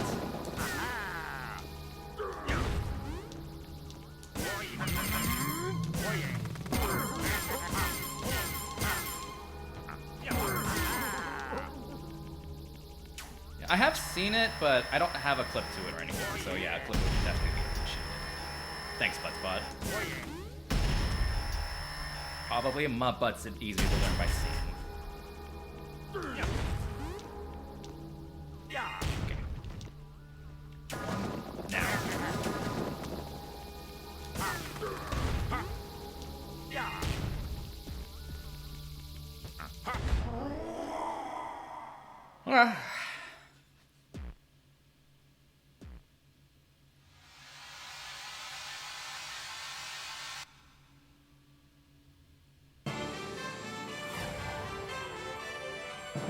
GG. Oh, that's a run.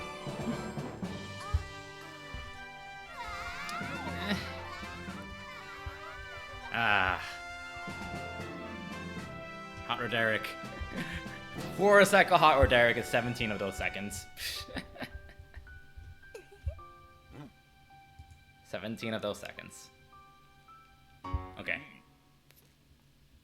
Oh yeah.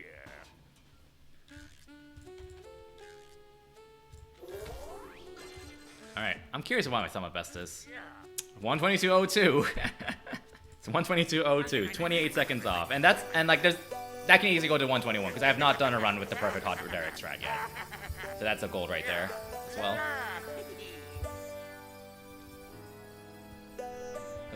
Okay. You know, let's do another run. No! No! No! No! I can't home menu! Fine, fine. I'll turn off my Wii U. Gosh. Gosh. That's not allowed. Thanks, game. Okay. Yeah, I'm doing another run.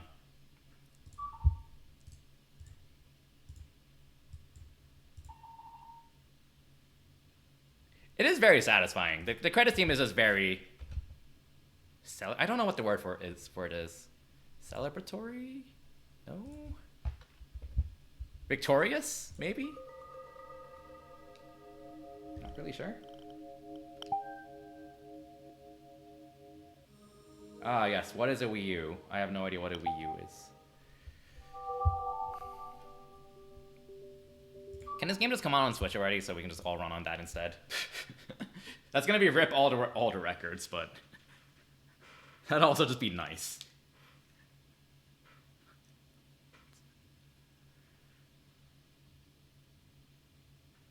Okay.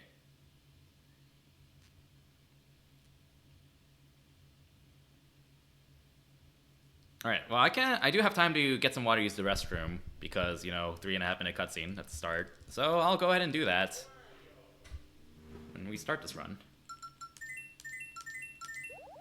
Oh, I wonder what I've been practicing. All right, I'll be back.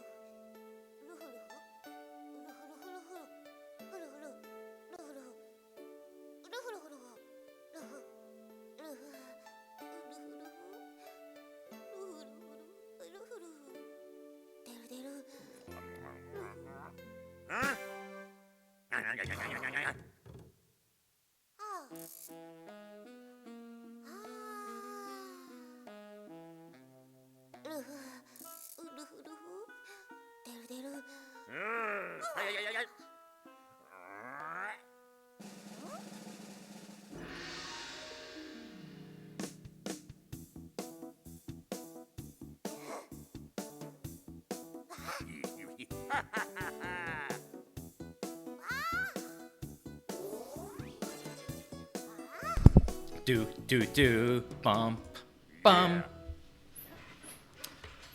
Okay. Get my goodies out. Get my water. 10 out of 10 wiggle. Yes, I agree.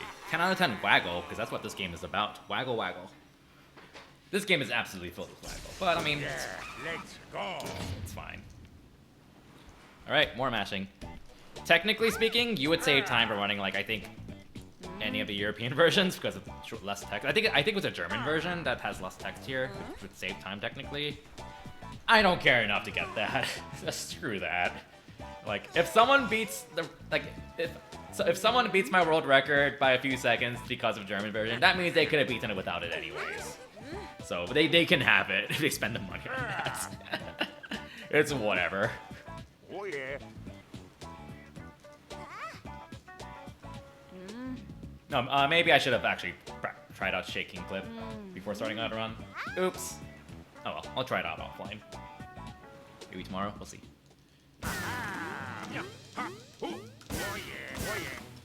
Yeah, that was an oopsie on my end. That's okay.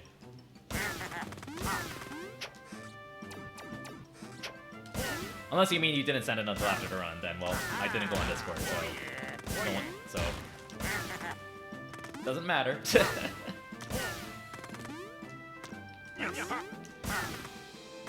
Okay, motion controls.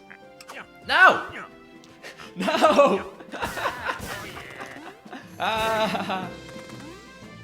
One tick lower. Why?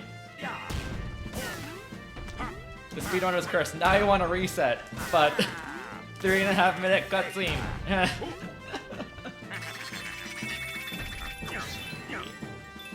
Oh wow, I'm surprised I got that gold coin.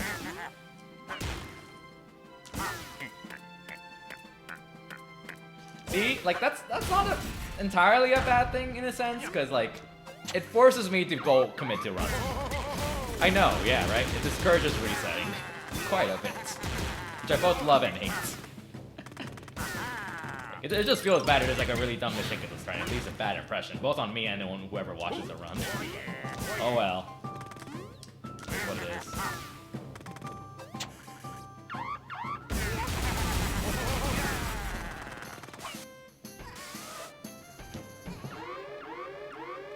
Unfortunately, like you can't. This game doesn't save until after you beat the tutorial level, so we can't even like do like a post-intro save for this game. One leaderboard, unfortunately. Oh! Ah! Ah! Ah! It's not as big of a deal as it looks. It's not as bad as it looks. It just looks really ugly. You don't actually lose like that much time. Like, I want to reset, but it's not worth resetting over that, really. So whatever.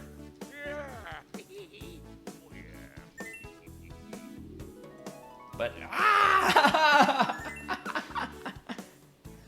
Ah! If I had webcam on, you'd see me like being very sad. Oh well, it's okay.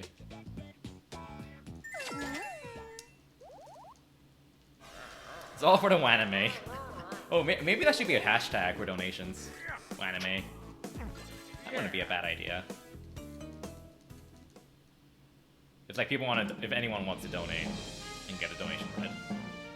I'll have to talk to Izzy about that. If you saw Izzy in chat, he's the host. Actually, I believe he goes by he. If not, please correct me. I'm the host for this run, so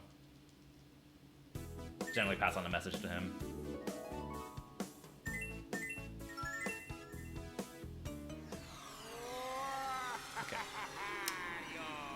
Okay. Rock and roll.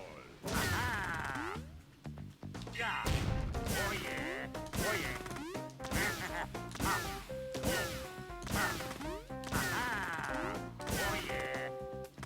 Oh yeah.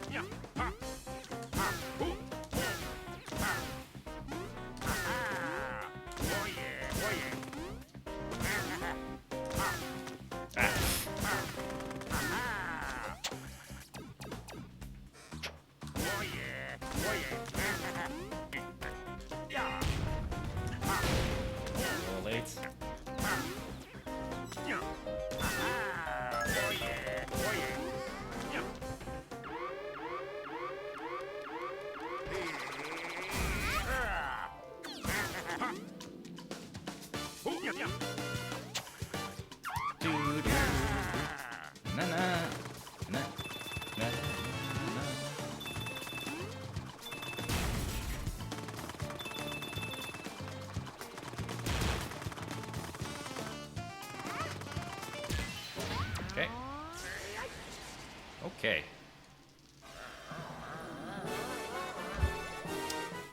I am surprised that gold splitted. I'm surprised. There was that one ledge that I did not shoulder bash off of. Well, I guess it doesn't really cost as much time as it looks. I suppose. Yeah, let's go. Oh yeah. Oh, pfft. Didn't press one. Oh, I pressed one too early, so I need but...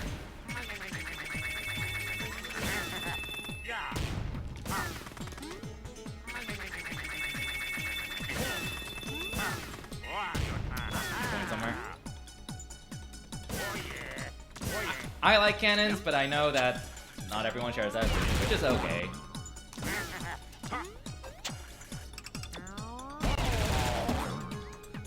Shake. Oh no. Okay. I thought that was a big silver that fell that way. But no, it's just a small gold.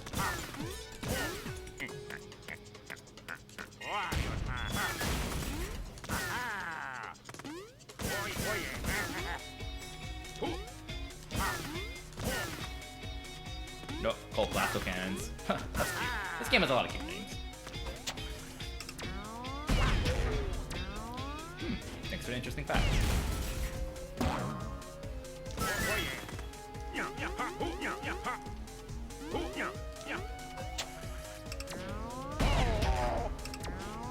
Okay, shoot up.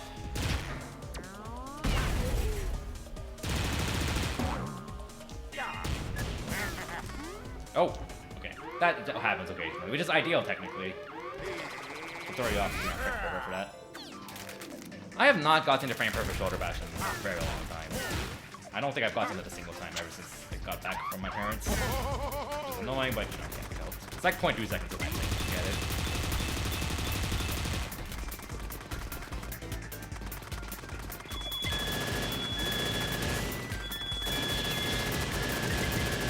That's early, I think. Oh! Okay, no, that made it. Cool. We take those.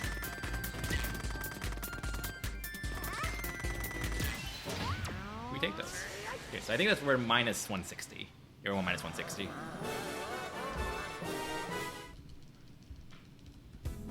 Okay.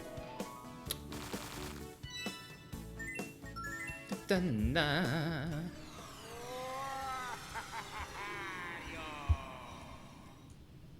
All right. Rock and roll. Oh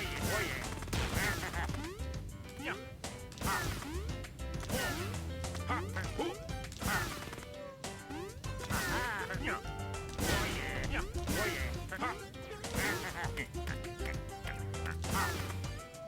So here I wait until I pass over the small bag. And jump here. That works out nicely. That was actually pretty clean. Could have planned to pull a little bit less.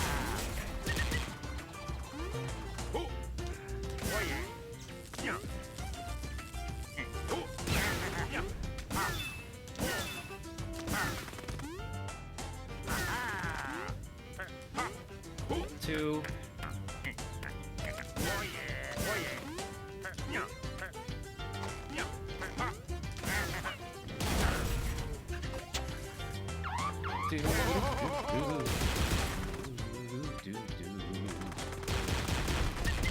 That's early? Oh, I'm surprised I made it. I swear that jump was early. But you know, I'm not gonna complain. Not gonna complain.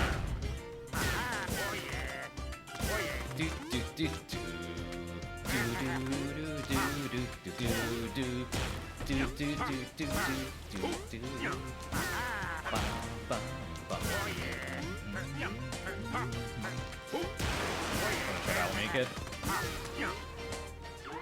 Okay. This is really good.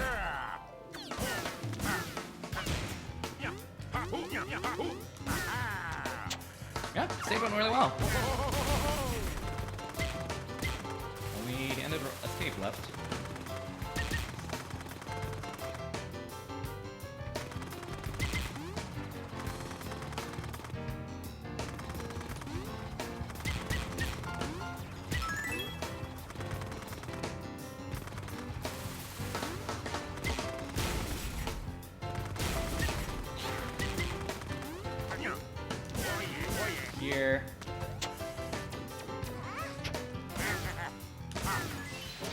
I'd be surprised if this isn't gold. This was very good.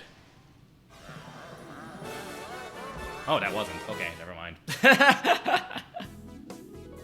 Well, let me surprise. That was really good. I'm surprised that did not gold. Or it wasn't even that close to gold. By that close, I mean like it was still within 0.5 seconds, but it wasn't within like 0.2 seconds or anything like that. Yeah, let's go. I mean, Oh yeah. Oh yeah. dang it, this is over. No 420 today.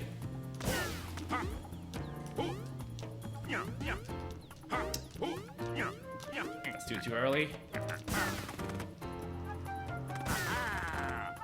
yeah. Oh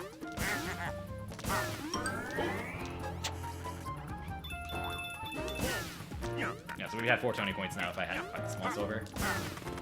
Rip to me. Reminder, don't let your memes be dreams. Shit post with dignity. There is no such thing as that. And don't bunk into a wall like that. Like an idiot. Well, not an idiot, but you know what I mean. I'm trying to like avoid saying negative nouns like that.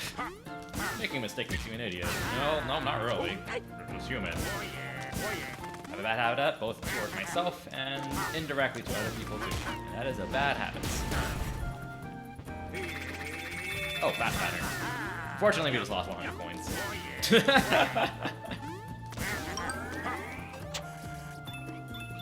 Jump out, you pass those coins.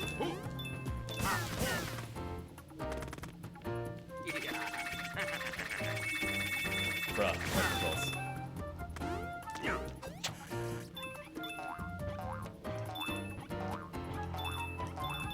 Okay, good.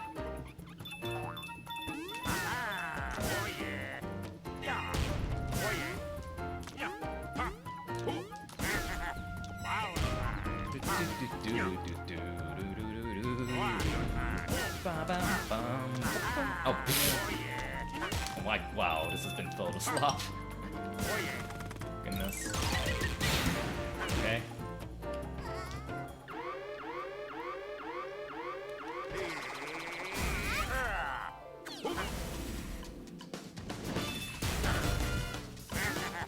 Here. Clean.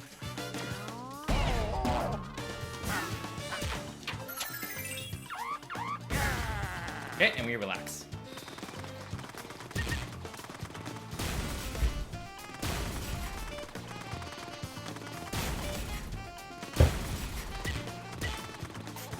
Here, I don't think that jump really matters, but why not?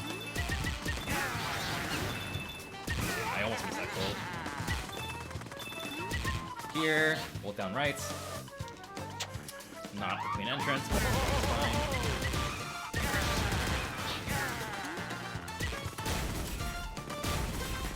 Behind. Okay, 100 behind now. Yeah, 100 behind. 260 behind total.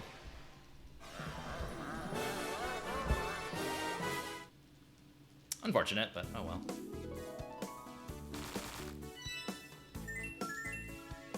Like really, as long as I'm within like 100, 200, like my coin count doesn't really matter because I'm typically gonna make it all up anyway. Because well, with the coin count I have around 300 coins of leeway, anyways. And I usually will make up like an extra 100 in Baby Waters and like 200 in Creepy Lucy, so I only really need to worry about it if I'm like over 500 behind. Okay.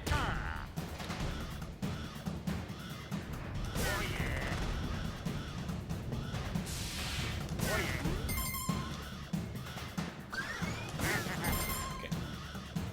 Thanks, Eureka. To rest my eyes for a bit.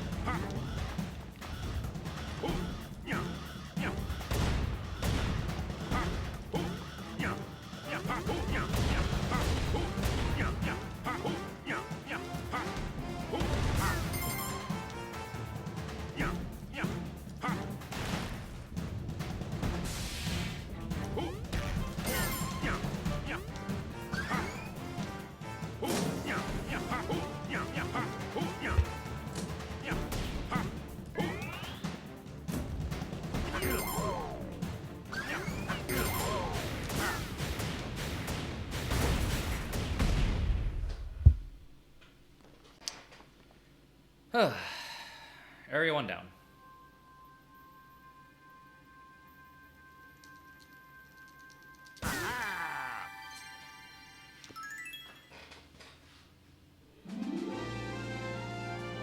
Wario! Do, do, do, do. Na, na.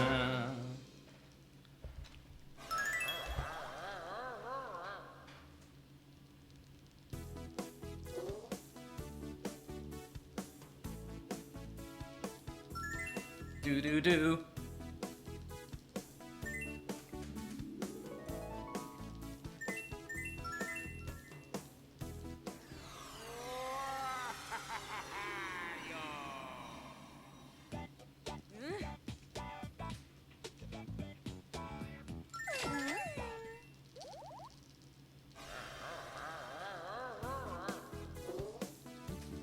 Mhm.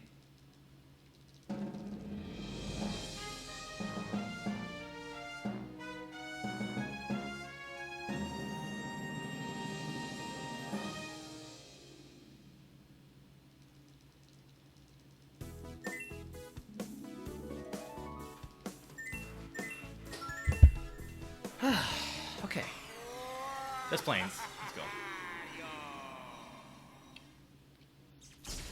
Yeah, let's go! Oh yeah! Oh yeah! Oh yeah!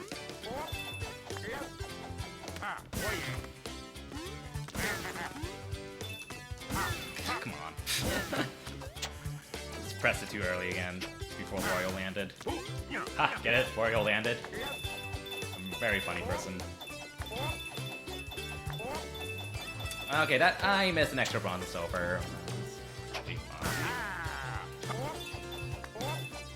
Probably.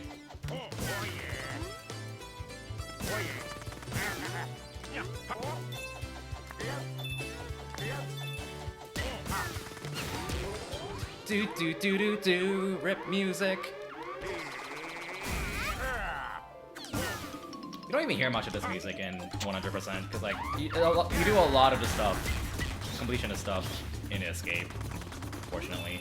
So you don't even hear the main theme very long in 100%, which is unfortunate.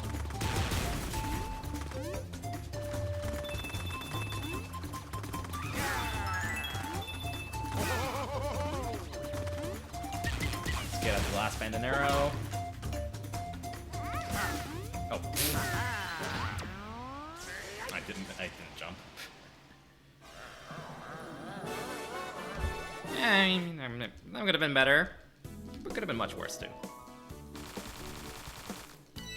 Yeah, I know, right? If only we didn't cut off the song all the time. Sisk.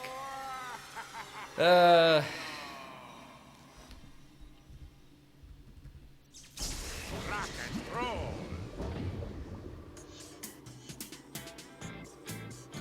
The levels aren't quite as short in Wario Land 4, if I remember correctly. Casually, at least. Like, Just Plains is very short even casually in general.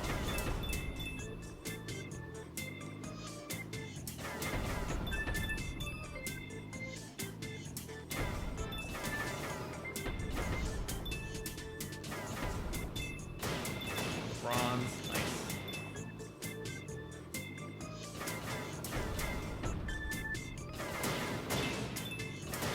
That didn't floated towards me. Unfortunate. I'm not getting that one.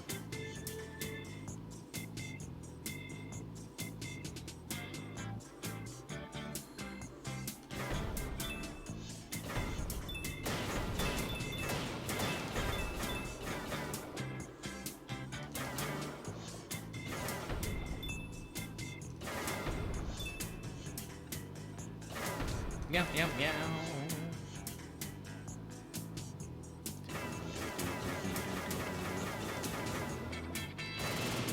Ooh, nice. Oh, oh, oh, oh, oh, oh, no! Oh, feels bad, feels bad. Dang it. Rude. Why you gotta be so rude? Do, do, do, do, do, do, do, do. I mean, I actually like these autoscrollers, honestly, from a speedrunner perspective. They're relaxing, but they're still engaging enough, I suppose, if that makes any sense. Like, what you do absolutely matters for sure. It's also kind of a nice break in this. It's a nice break while still keeping you engaged, I suppose, is what I'm trying to say. But I really don't blame anyone for disliking them. They are still autoscrollers at the end. Okay, get that one. Okay, got all the things there. Cool. Boop, boop, boop. Boop. Ah! Okay, got it, got it. I wasn't sure if I would get that. I was being greedy. I was going for the extra bronzes. Whoopsies. Yeah, yeah. Do. Bum, bum, bum, bum, bum, bum, bum, bum, bum.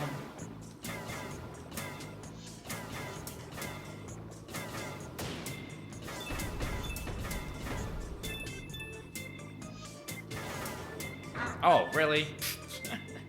Well, rip 10 coins. Oh no, 10 coins.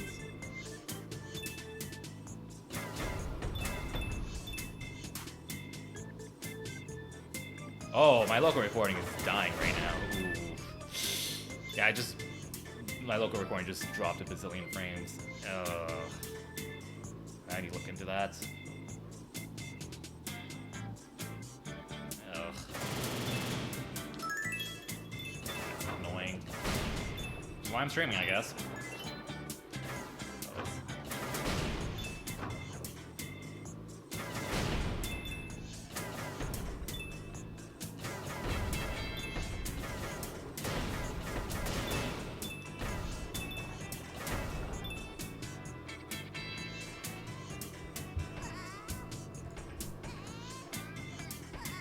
I need to maybe lower the bitrate, that might help. Here. Got it.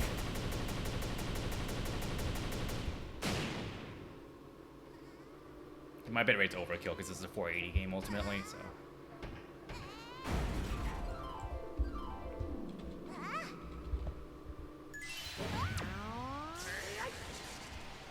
Okay, we got 130 extra coins.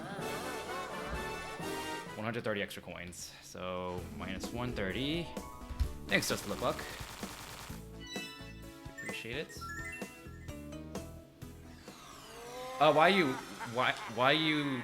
Y2, I think? Yeah, And let's go. I'll take a look at that then. Oh yeah. Oh yeah.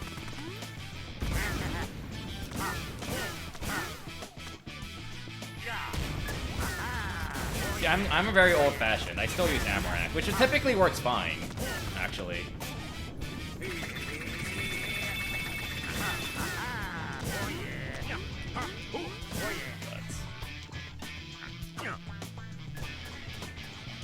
And I think I used a Y2 codec. Yeah, exactly. And I considered I've tried swapping to like OBS to local record. That I don't know, that always just drops audio frames as well, consistently. Really annoying. My main consider trying virtual dub. I know Clarence uses virtual dub for local recording. Which, again, it's old-fashioned, but hey, it works, it works.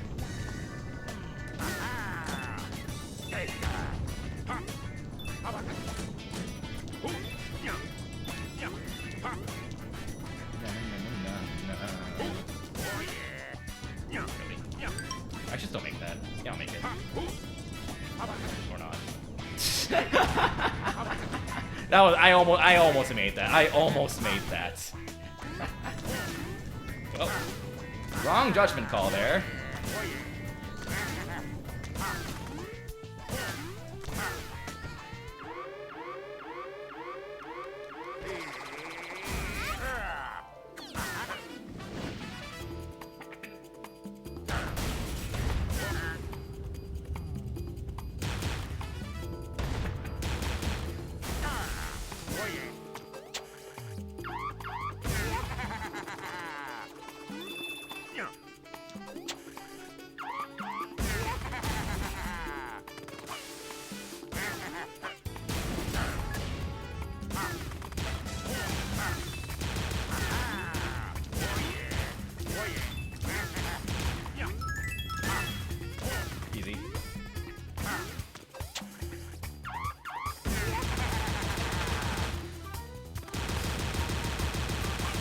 Starts getting after 12 blocks.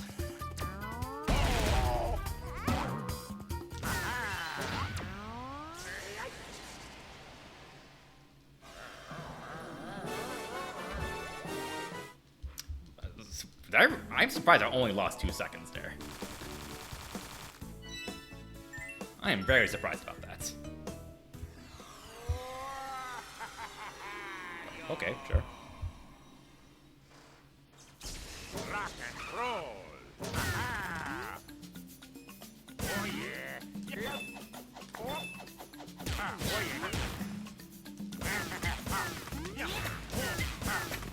Yeah, with how my local recording is working. I mean, like, it looked fine when I skimmed through it, when I got my 30, but chances are something messed up there, and that's probably not going to be a legit run, unfortunately. With how many frames I'm dropping now, it's probably the case, but whatever. I'll beat that time anyways.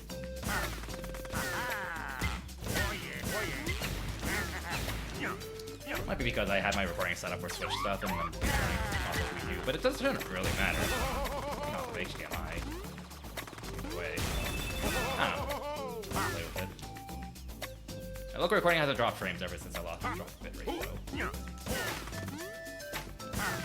Capture hasn't, at least. Local recording.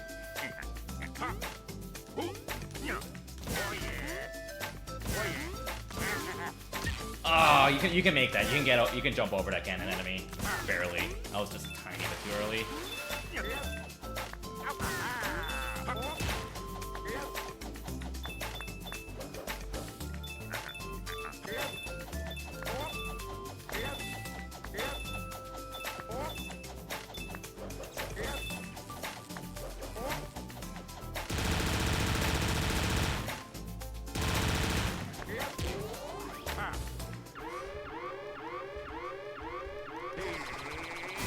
Okay.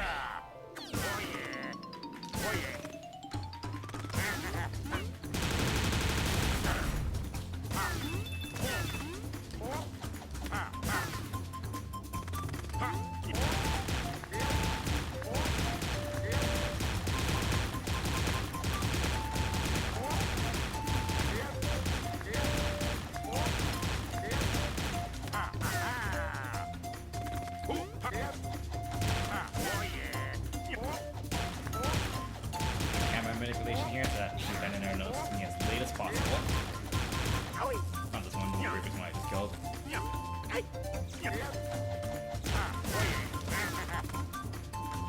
Here, one tick right.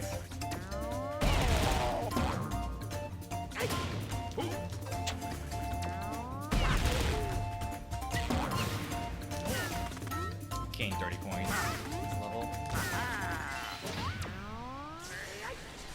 I think we're at minus 130. That was very good, honestly. That was a very good Savannah Valley. Can't complain about that.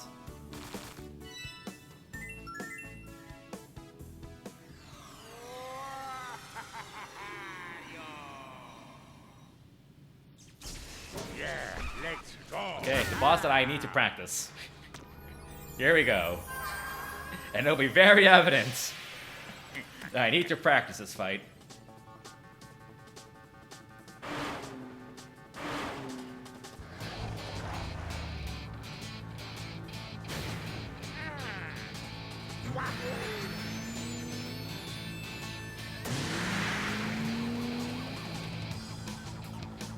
Here.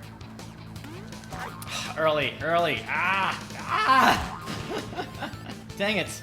Ah!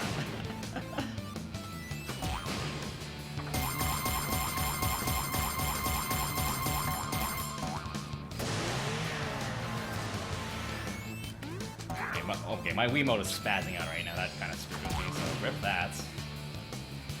There's no reason not to go for it, though, because if you miss it, then you just go for the strat.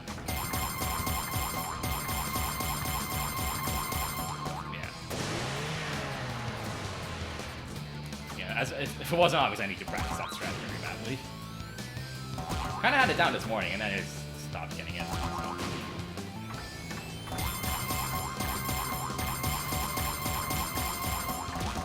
That was bad, but that's okay.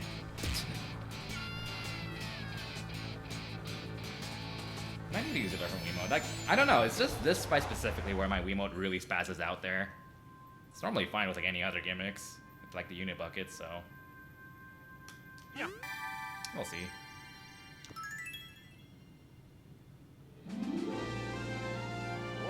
Wario.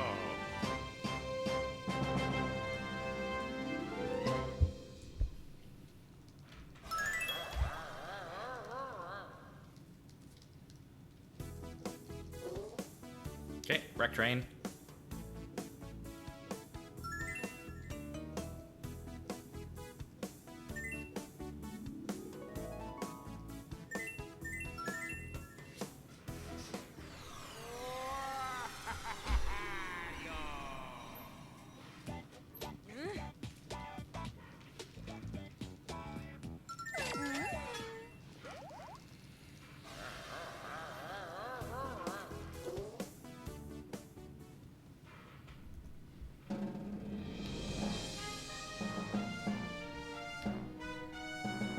Oh, yeah, what McCrazy said. Yeah, thanks for explaining.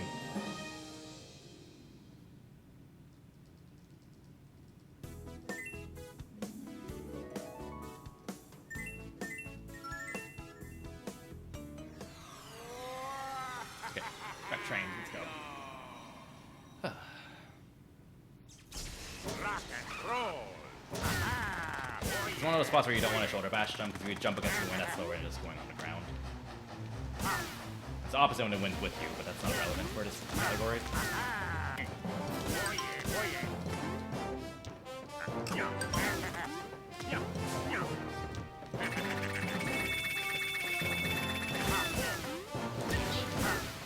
Probably, at least in this category, I'd probably say it's all minus my favorite. But Area 3 is just very fun in 90% in general. I think I find it a lot less interesting in other categories, but 90% is pretty fun. Okay. Bit of a setup here to make sure the cycles line up. Hold right here. And now, if done correctly, these cycles should line up perfectly. There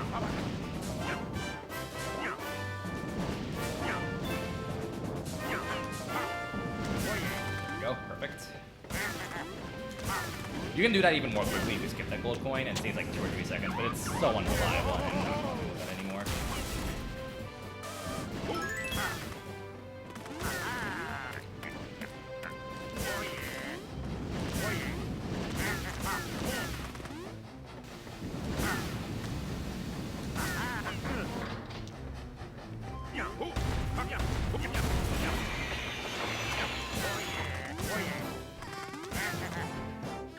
Okay.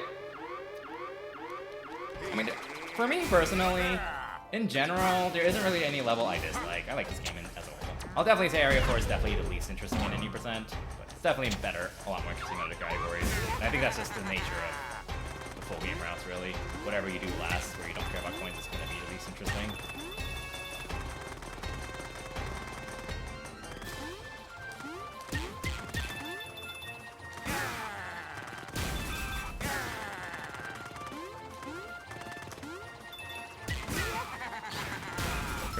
Ooh, barely like that. Thanks, WJG. Oh. This is a pretty solid wreck train, not gonna lie. This is pretty good. Not amazing, but solid. Alright, to keep this up, I can beat my PB again. This time with a properly recorded run. Like even though I'm dropping frames on a local recording, at least I'll have a stream of it. So, this time. Let's go. Really? And that was not the shoulder bash pattern I wanted to do, but it's okay.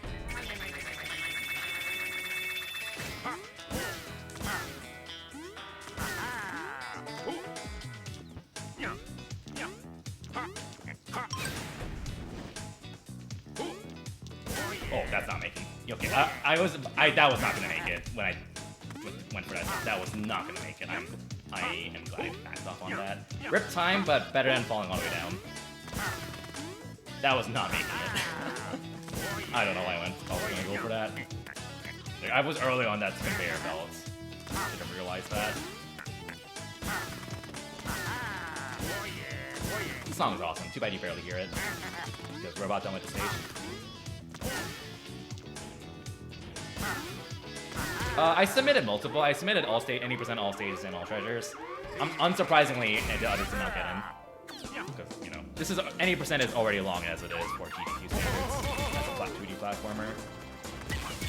Honestly, and like, I mean no disrespect to this game as a whole, but this game was literally my filler submission for AGDQ. Just because, like, I mean, I like this game and all, and I love it, but like, it's an hour and a half for a 2D platformer on a game that's not something like Mario. Like, come on, do you expect that to get into GDQ over, say, like, less than 30-minute Sonic games that are a lot faster paced and technical? This game is not super fast paced and technical. So, like, I was very surprised that this got in over my Sonic submission. Which, I mean, I'm not complaining. I love this game. This game's awesome. I'm glad to run it. It just really surprised me that this got in. Really surprised me. But hey, I mean, that just happens. A few years ago, I offered a Sonic Advance 3 Best Ending, which is an hour and a half long as well, with an auto-scroller for every Chaos Emerald. And a forced credits watch for like 3 minutes in the middle. And they took that. They took that over all my other submissions, so... You know... You never know if you submit. You never know. Yeah, that time loss is just from spaghettiing the first conveyor belt. Unfortunately. But yeah, like basically you never know. Like if you care to actually run a game, no harm in submitting it as long as it doesn't like hit your cap or whatever. Rock and roll. Oh yeah. This was literally kind of like my, oh, it would be really cool if I run this. They're not taking it, and they took it. But I am very glad to run this, especially since this has not been ran since first, like, the second GDQ of all time, which was like over 10 years ago by Flip. So, hoping to give it a good show.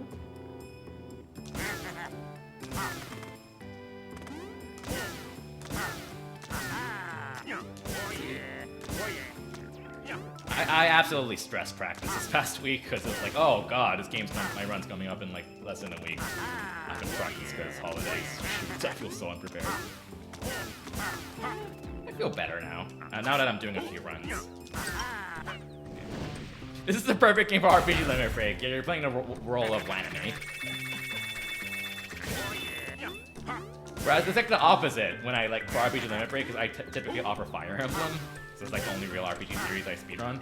And those are all really short compared to other series that fit the RPG Limit Break stuff. But like an hour and a half is like semi-long by GDQ standards. But like an hour and a half is like really short by RPG Limit Break standards. Like most Fire Emblem speedruns are like an hour or less. The longest ones are like Radiant Dawn and Genealogy of Holy War. Path of Radiance is like 2 hours roughly, and Three Houses is an hour and a half. The rest are like an hour or less.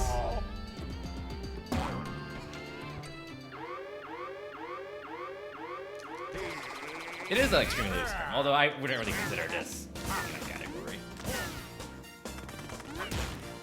Like Zelda is technically an RPG, but like when you think of RPG Limit Break, you don't think of Zelda as that genre. You can think of a lot of games as an RPG, but I think you can kind of tell there's a specific kind of game they're looking for RPG Limit Break. Like your typical Zelda games would not fit.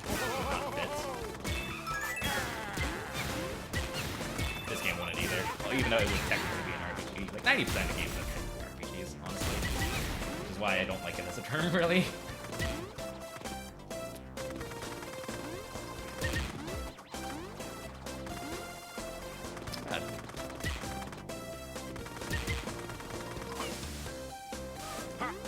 A little early, but it's okay.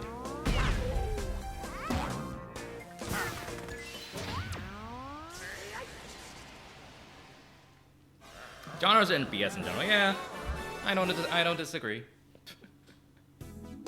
I don't disagree. Excuse me. All right, Glitter Town. I was about to say Neon City, but I forgot this is not the secret stage. The secret stages are kind of a shame, because like you're not gonna play the secret stages typically unless you either look them up or have already beaten the game. And the secret stages are where like the game's interesting level design really kicks in. Whereas all of the main stages are just introductions. All the secret stages in this game are just expansions of those gimmicks and stuff. Which is a shame that a lot of people probably wouldn't have never played them. Oh! Well, I think that's Rip Record. That just cost me way too much time. Dude, that just cost me way too much time. Rip! Oh well. That's okay.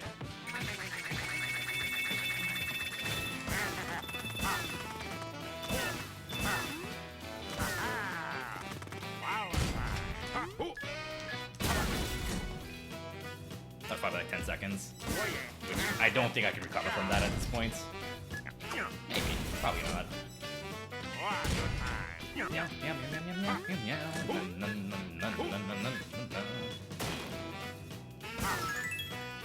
Gonna have backups ready. Well, there wasn't really much of a backup besides just find it again in that case. But I do have backup. But like, I'm confident enough. Like, I've done the coin routing for this game. If I miss like a major gem or something, I know what to do. I'm confident I'll be able to figure something out. Missing a gem would be a big deal. Obviously, it will be a run killer and a PB attempt, but it's something that's salvageable in a marathon setting. Not that big of a deal.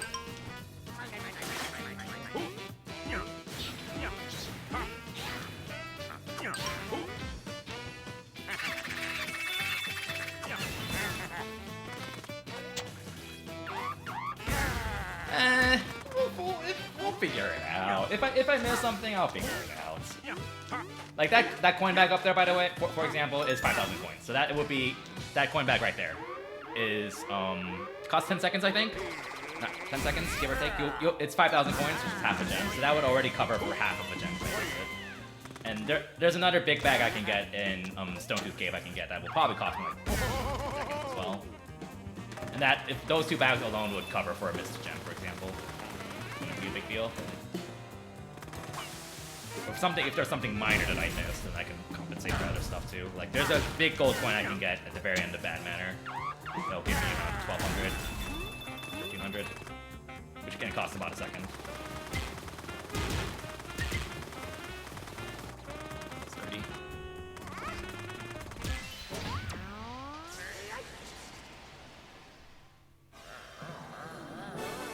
Yeah, that's 10 seconds down the drain there. Yeah.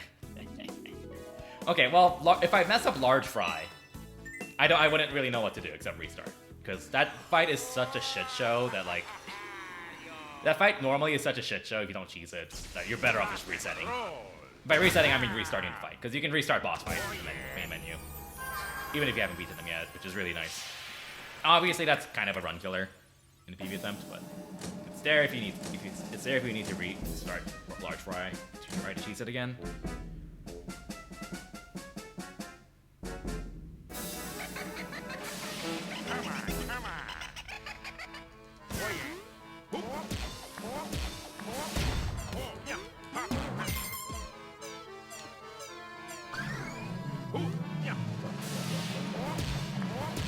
I suppose I'm kind of bragging, but it does help to be the guy who gave the coin router an overhaul. You know which coins are good and which aren't. Instinctively. And routed this game like in 4 different categories.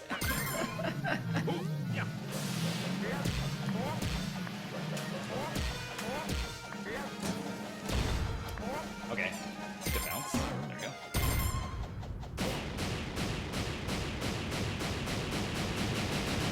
Oh yeah, Ratchet and Clank was going on, which I did not realize was going on until after, like, near the end of my first run of the stream, and I'm just like, well, it's unfortunate. I'll catch the VOD, but yeah, I was gonna watch that with the community, Spike Vegeta's community, but I forgot about it, and kind of started streaming this game. Oops. Oh well. Okay, Area 5. Yeah, I'm not PBing if it wasn't obvious. I think 9 seconds is too much of a gap to make up at this point. I can like make up like 4 seconds in Soggy Bog, but honestly, like my endgame, Area 5 and 4 in my PB are really good otherwise, if I remember correctly.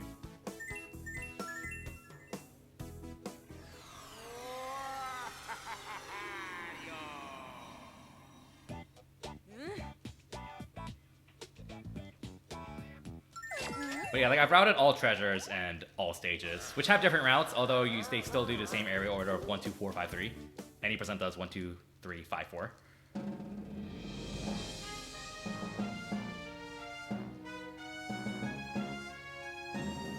It is surprising that Prime Hunters is the only Metroid game, but like, I also, which kind of sucks for Metroid fans, but like at the same time, let other games have their spotlight. I know it sounds a little, like, I think this is the only GDQ where there's been more than one Ratchet game, which is an entire genre, its own entire series with its own following. I think this has been the first GDQ where there's been more than one Ratchet game, I think, which honestly is kind of a. Which, I mean, I'm glad that it's there, but it's also this kind of telling of how much Nintendo bias there is. Which, I mean, you know, it sells. It's understandable. I would have... Dread is guaranteed in SGDQ. It just wasn't out during submissions.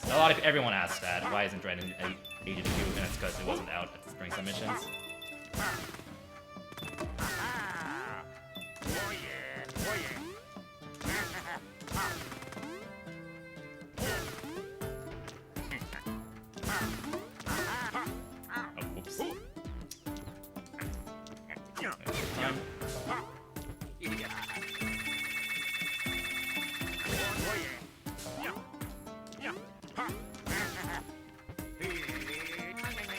Motion controls. Oh, come on! That many silvers up there? Game. I've never seen that before. I thought it was like 300 coins right there.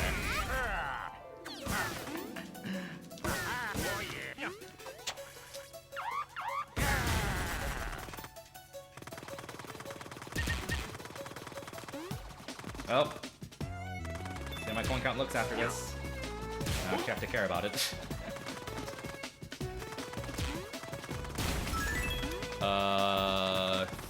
35, 750. Yeah, so we lost 280 coins from that. We're still fine. Yeah. 380 behind, I think. We're 380 behind.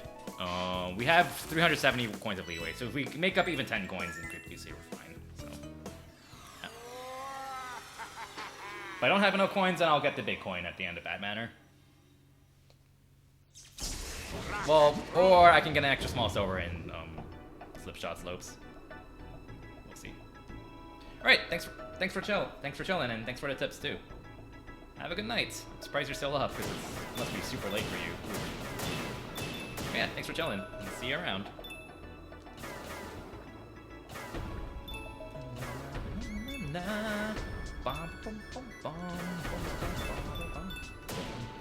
Yeah, I'm like, I need to like train myself to like stay up until like 1 a.m. my time because my run's at 12:30 midnight for my local time.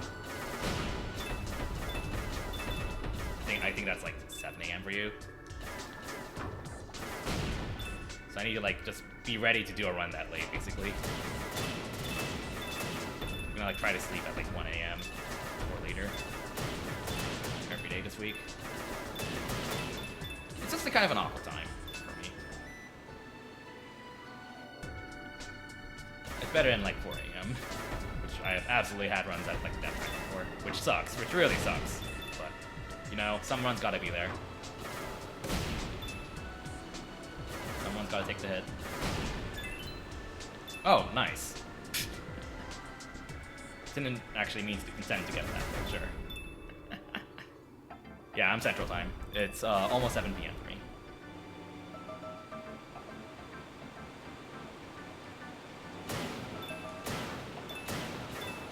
Oh, come on, I just missed another silver.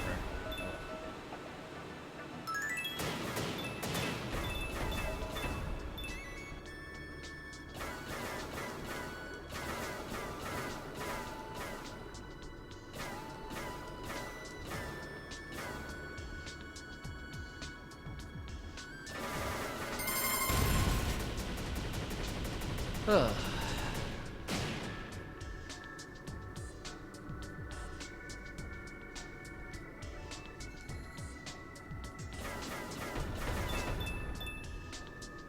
After this stream, I'm probably gonna end up looking at the shaking strat to practice it, but I probably shouldn't because I've already been playing this game for like 5 hours today because of headaches and stuff.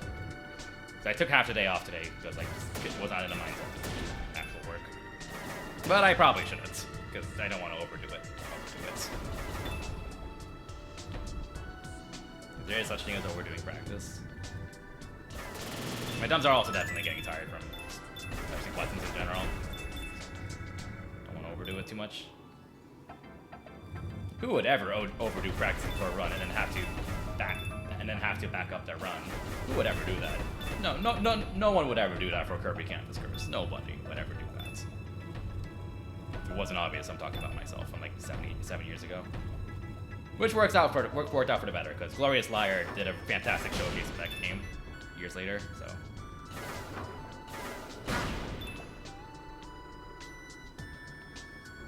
Okay, manipulate this to notice me, senpai.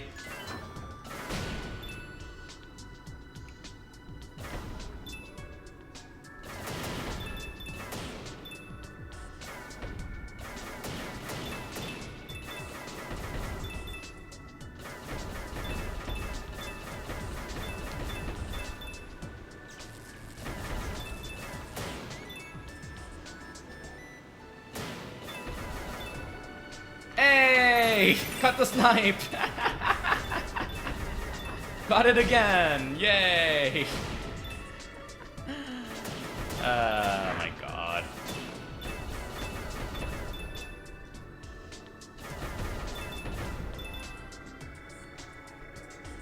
Alright, we're more than fine on coins. We made up 260.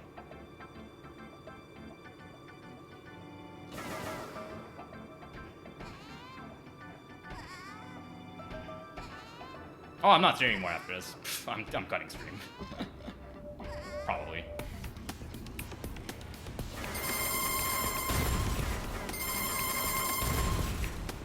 Hey, make it? Yes, you got 2 bullets. Two in. Hey, there we go.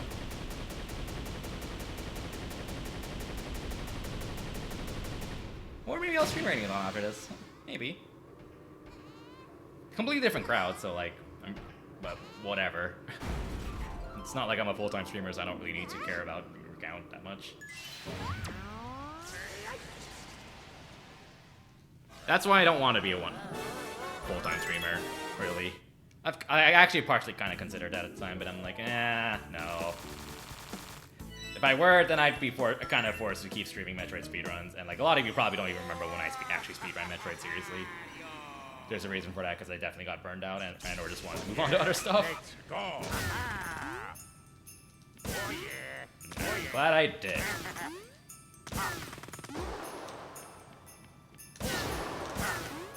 Yeah.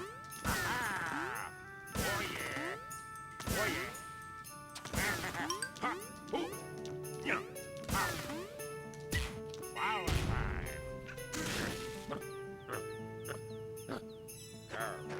You don't really have to mash in this game, thankfully, outside of like a few text boxes and like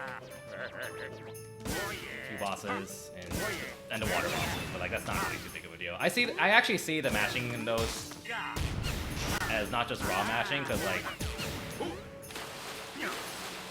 like you have to be able to like shoot the torpedoes while maintaining your Wiimote angle, and I actually see that as a skill personally. In this case, that is surprisingly difficult to do, and also very satisfying if you do it properly. But not much of this turn, thankfully, in general. Okay. You wanna wait? Don't shoulder bash, go. If you shoulder bash immediately, then you'll hit that ice flame. This room is really fun to optimize. Just have a nice flow to it. Do it easily.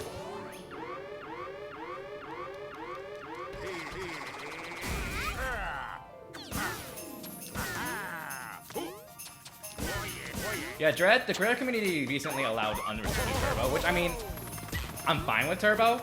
I'm not really fine with unrestricted turbo, because I feel, but like I see why there would be arguments for that too. So but it's also not really my community, so it's kind of whatever. So, like to me, like in the case of like things like allowing turbo speedruns, I see turbo as something that should be an alternative, not an advantage, if that makes any sense. And allowing it unrestricted is definitely a huge advantage. Now, now. At the same time, it's hard to like draw the line of like where, how restricted should turbo be in the case of Dread, or how can people verify that they're using the correct hertz matching turbo setting, and so on. So like that's understandable. Yeah, turbo's allowed on for Dread. Yeah. And it's unfortunately a game where like mashing is very important for bosses, and it was actually giving a lot of people like arthritis issues running that game. It was absolutely a major issue for runners, just because of how ridiculous how much you have to mash. I mean, I do think it is an exaggerated issue to a degree. Like, ultimately, movement is still a lot. People kind of treat Dread as a game where you have to mash everywhere. You really don't. I think that's exaggerated, but it still is absolutely an issue. Yeah. There are turbo controllers available you can buy online.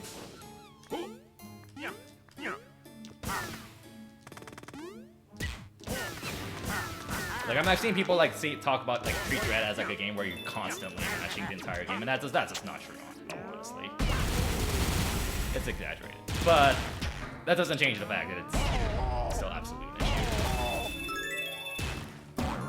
Like I think when I do my no damage runs, I never really need to mash anywhere except outside of like one boss until the latter half of the game, and then that's where you do kind of have to know how to mash well for like most of the bosses in the latter half of the game. But like there's really not much mashing you have to do at all in the first half. So like it's both a real issue but also an exaggerated one in my opinion. I'm the one who brought it up actually, funnily enough. But bottom line, take care of yourself. I personally don't use turbo. I don't like to use it, but I don't blame anyone else for using it, and I'm okay with other people using it. Typically, or Dread at least. Case by case scenario.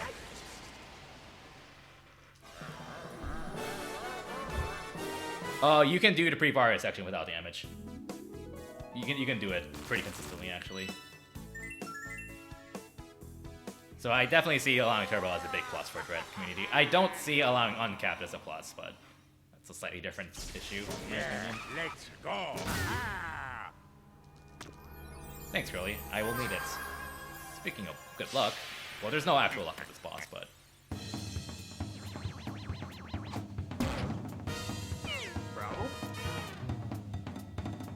yeah, official ways to. Oh, really? That would actually be kind of nice. Speaking of Nintendo accessibility, good meme. Nintendo caring about accessibility. Hey, joke.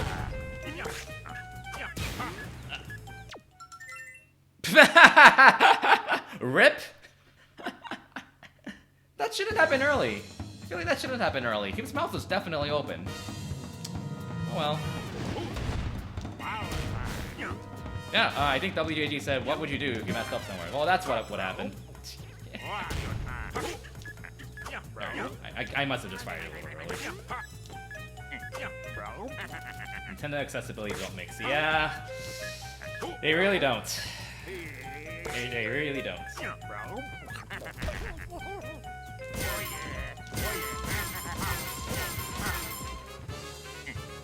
Which is a big shame.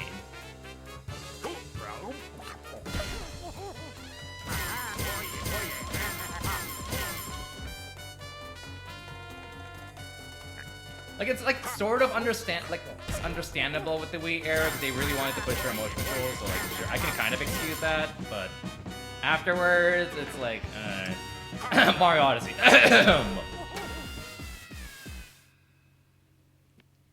Hey, we have these options to use button controls in Mario Odyssey. Oh wait, but you're just completely nerfed for no reason, and you pretty much need to use motion controls anyways. Like, I'd rather they just not have mobile button options at all for Mario Odyssey, because what they did is basically a giant fuck you to anyone who wants to try to use button alternatives. It's kind of stupid. If you're not sure what I'm talking about with Mario Odyssey, it's the fact that, like, say, oh, if you're rolling, you can shake to speed Mario up. Okay?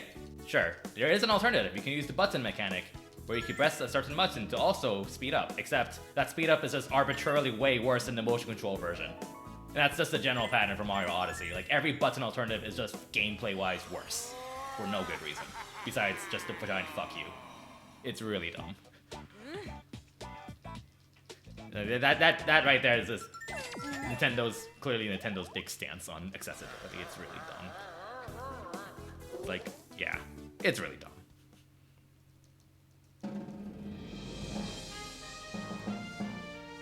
I have a lot of issues with Mario Odyssey, if you couldn't tell. It's a great game, but I think it's very overrated. But it's still a good game. Well, no, okay, that's different though. Like, the motionless option is still an alternative. It's not like, but like, if you want to make a comparison, let's say you use a stick option for Skyward Sword, but using the stick option does less damage than swinging your Wiimote. That's what Mario Odyssey does. I'm not joking. That's the kind of thing Mario Odyssey did. Like, if you use if you hypothetically have Skyward Sword HD, where swinging your Joy-Con does more damage than using the stick alternative, then that's the same thing that Mario Odyssey did.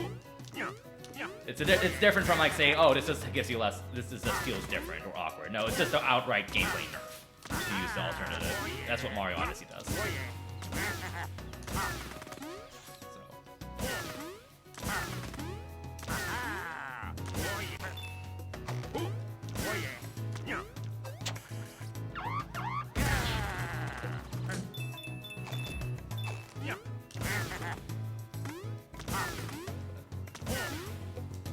Nintendo will be Nintendo, unfortunately.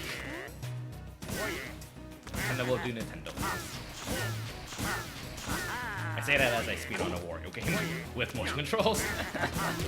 Which, I mean, I can sort of excuse it for this case, because it's the Wii era. It's like, everything's motion controls.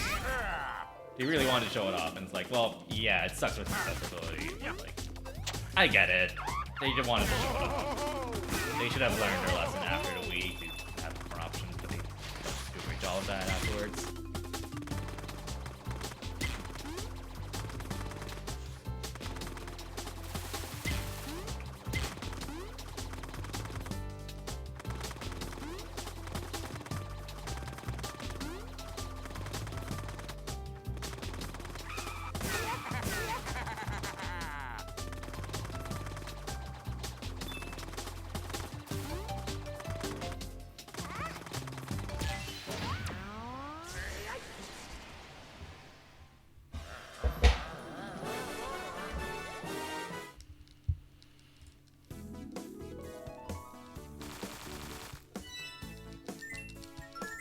Oh, okay, auto-scroller.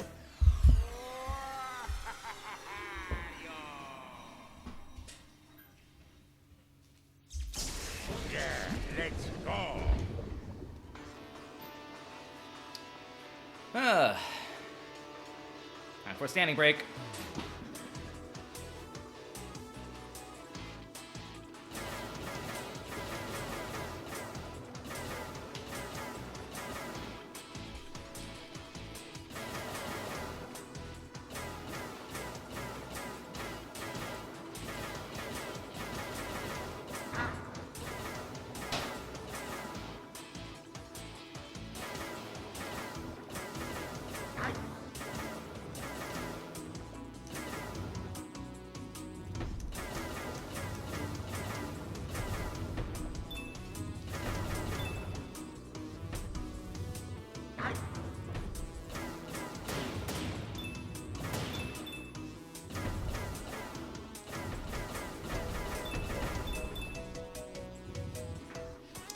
This is a good time to read donations. Yes, it is, actually, unironically. It's not like the other two auto-scores where I actually have to focus and care about coins.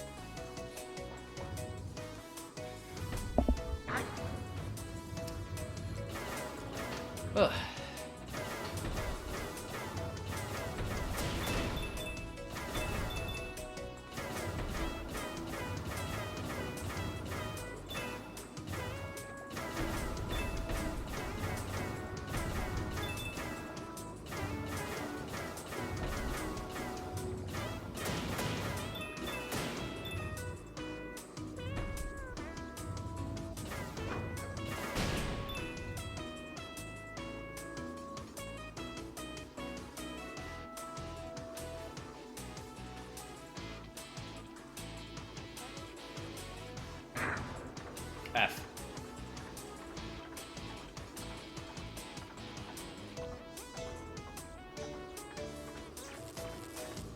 make a challenge for myself. Can I beat this stage without killing? Can I avoid taking damage without killing anything?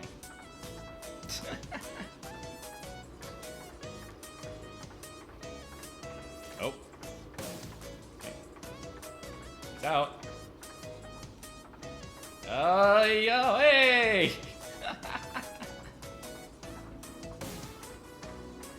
Damageless pacifist, maybe? Oh god, there's so many blue ones.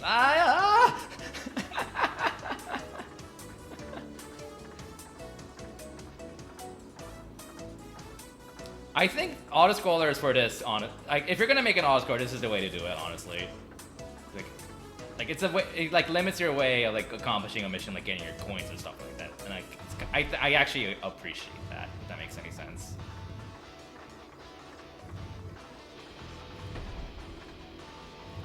Obviously, if there's like nothing else, then that's kind of dumb. Like it's kind of like a score attack. Kind of like a score attack. So it works in that kind of way. F.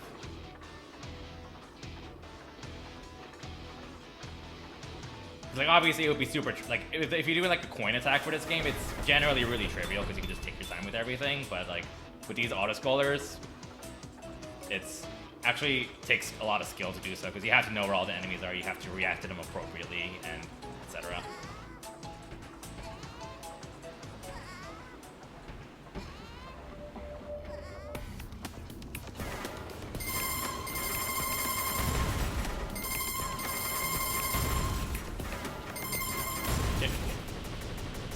So I think autoscrollers can be fine as long as there's like a reason for it, I guess. Like it's not like it's maybe like it's difficult. You have to like be able to react to this side objective. You have to get on the way or score attack or something like that. Which is like 90% of the case. Not the case. Absolutely not the case. So.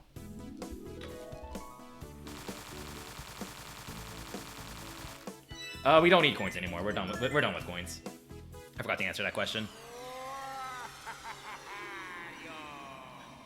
Mario is honestly pretty bad about side objectives. That's why I've never really been much of a fan of like open world Mario, because a lot of the fun in like sandboxy games is like getting upgrades, I guess, if that makes any sense. Metroid games or DK64, even Zelda games to a degree, Banjo-Kazooie.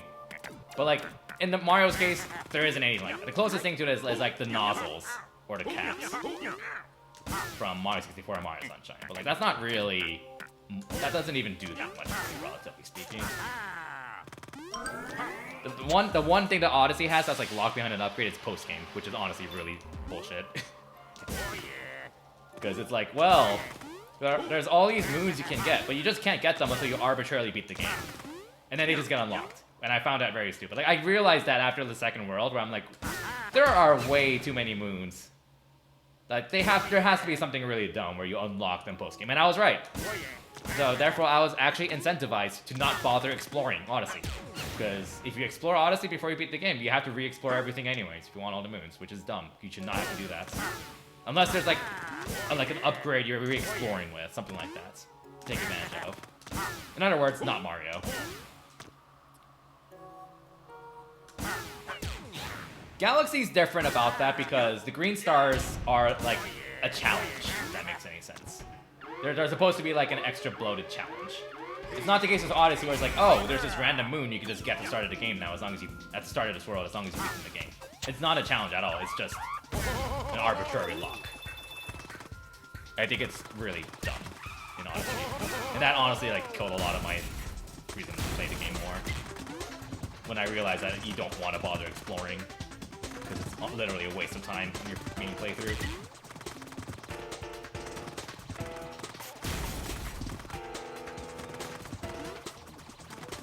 You can tell I have a lot of issues with it.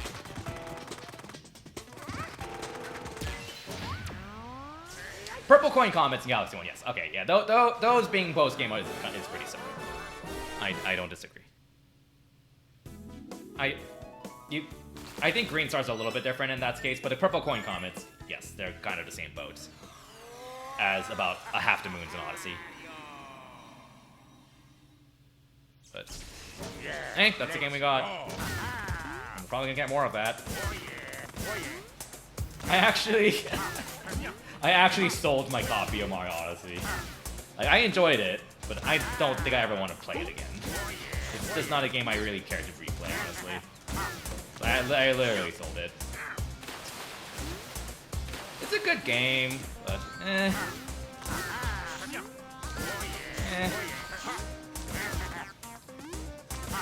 I don't blame people for liking it. It definitely is not for me.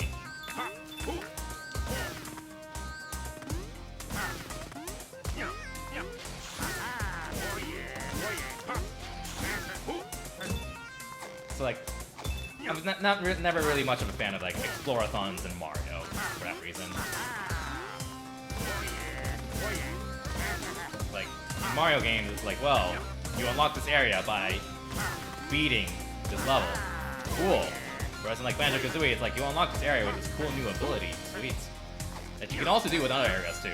There's almost nothing like that in Mario. That's just me though.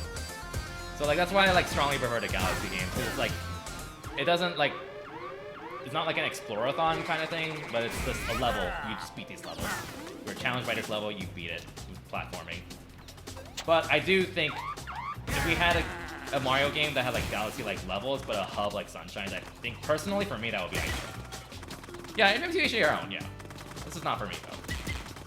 I think that would be ideal, because like having a hub world to like have fun jumping around and stuff and explore is honestly definitely really fun. And Sunshine did a fantastic job with that. That's tough, I think. Like I think for me the ideal 3D Mario game would be something like Galaxy levels with a Sunshine like hub, personally. Galaxy 1's hub didn't really have much to it. It has that like it has like NPCs, but you don't really get anything out of it besides like talking to a Luma here and there for a Secret Galaxy, and that's it. I don't remember how many Sunshines are in Delfino Plaza, but Delfino Plaza is so dense with content. It's ridiculous. It's a fantastic area. And I say this as someone who does not like Sunshine. Sunshine is easily my least favorite 3D Mario. I cannot stand like half of that game, but I love the hub so much.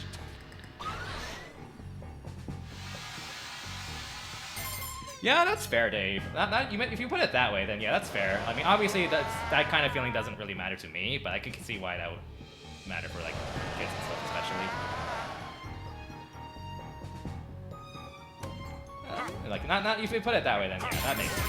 I don't like it, but that makes sense. Club to kick durians across modes. We don't talk about the durians. We don't talk about the durians. Or riding the boats for that one secret shine with Yoshi that just sails all the way around Delfino Plaza. Oh god, I hated that so much. Like, it was basically an auto-scroller for all intents and purposes. Like put three chains together, you have to redo all of it. The message doesn't fall down anywhere because Yoshi doesn't like water and sunshine.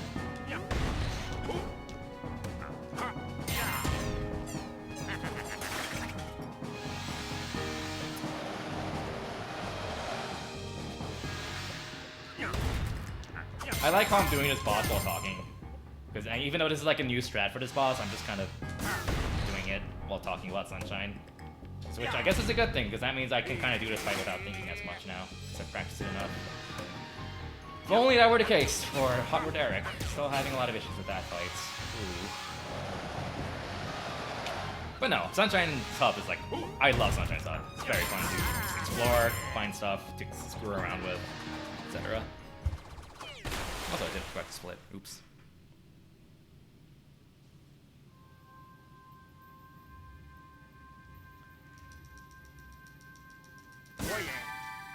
Alright, we're almost done with the run. Should I play Radiant Dawn after this? My headache's like 95% gone. I'm like, I don't know what else I'm gonna do. 7 p.m. And I could watch GDQ, but honestly, like, I probably shouldn't watch GDQ because that'll just make me want to practice Wario more.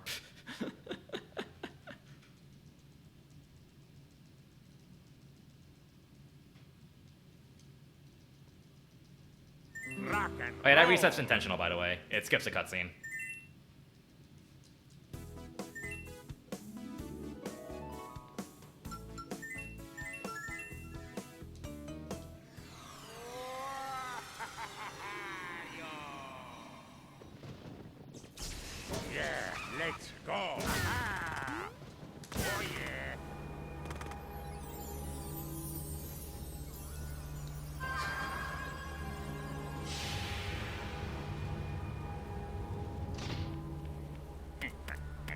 Dynamic loading? Imagine dynamic loading in 3 houses. I could not resist. I'm sorry, I could not resist. I could not resist. I mean, kind of. Yeah, nah, that doesn't. Not well. It's not very well done at all.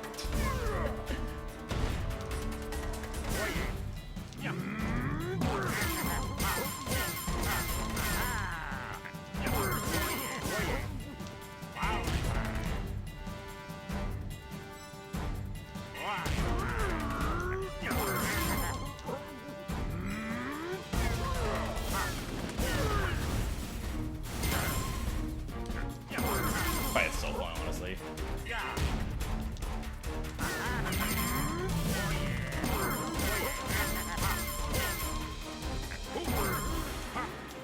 Basically, if you don't see many loading screens in the game, it's probably using like some sort of dynamic loading. Because it's like loading like the next area you're going to as you play the game, as opposed to having like its own loading screen, etc.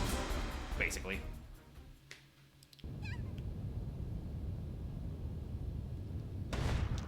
As opposed to like a separate loading screen segregating the game. Rock and roll.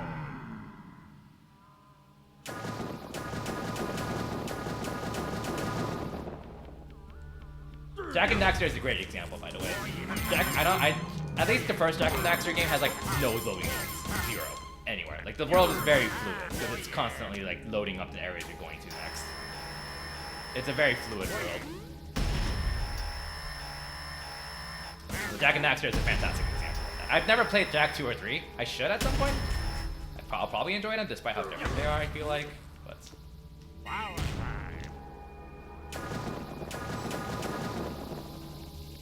I'm guessing they also use some sort of similar loading. Power.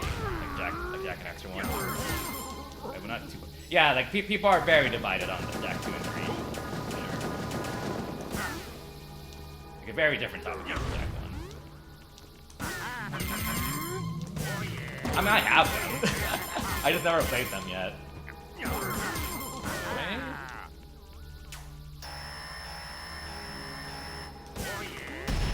Airlocks? I do not.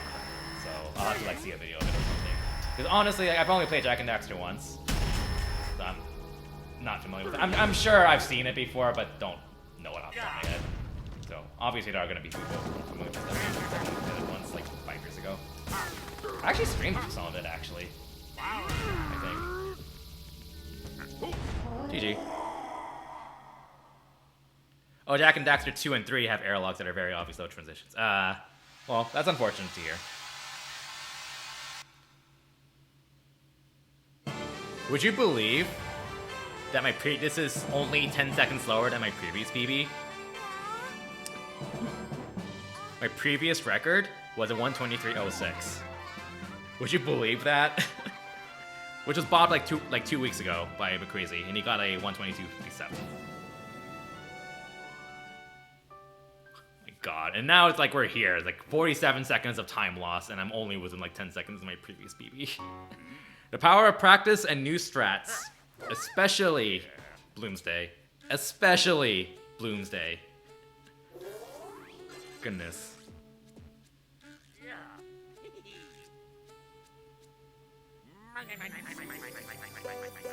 Right. Well.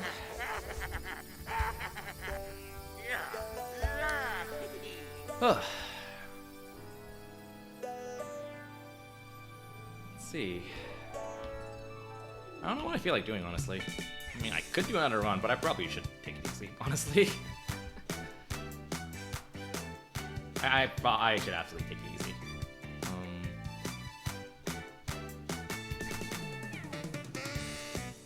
What is it that makes Bloom stay faster with these strats? I could show you, actually.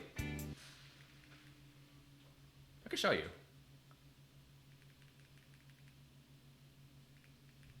Well, unfortunately, you can't home menu from there, but that's okay.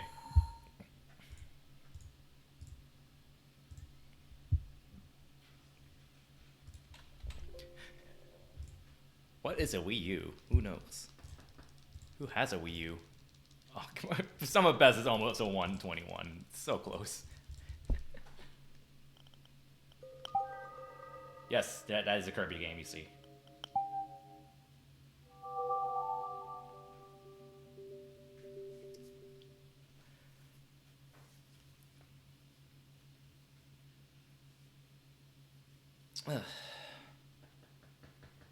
Should I play Radiant Dawn? I kind of want to, honestly. But it's not really the normal time I stream Fire Emblem at either, though.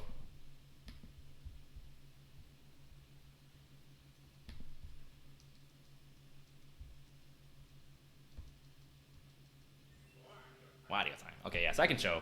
So, okay, this is what Bloomsday looked like before.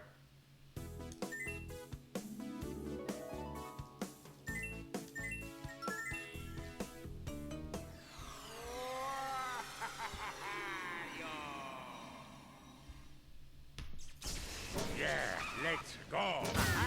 I actually don't even have my Game Boy Advance player set up because Nukes has it because they lent it to play Fusion on, and also snuck in some miniature cap randomizer seeds on the EverDrive I lent her. Because I'm not going to be streaming Game Boy Advance game stuff for a while, so it's fine. I mean, I could always play on emulator, but eh.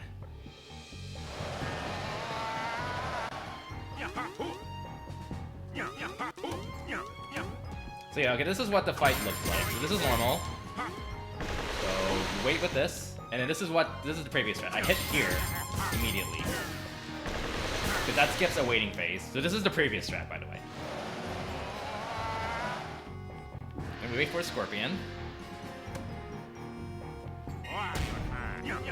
Hits. So this triggers a red barrier attack. This attack. On the third hit, I think. And it spits out 2 Scorpions. You want to keep them both alive.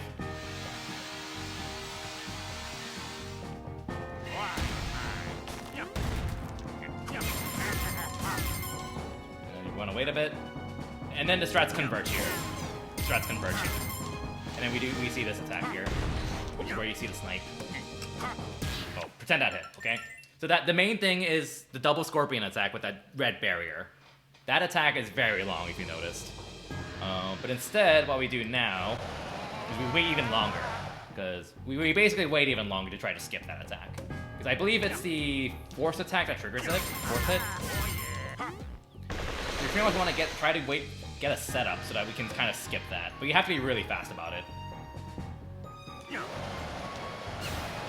I think it's the third hit that triggers it, if I remember correctly.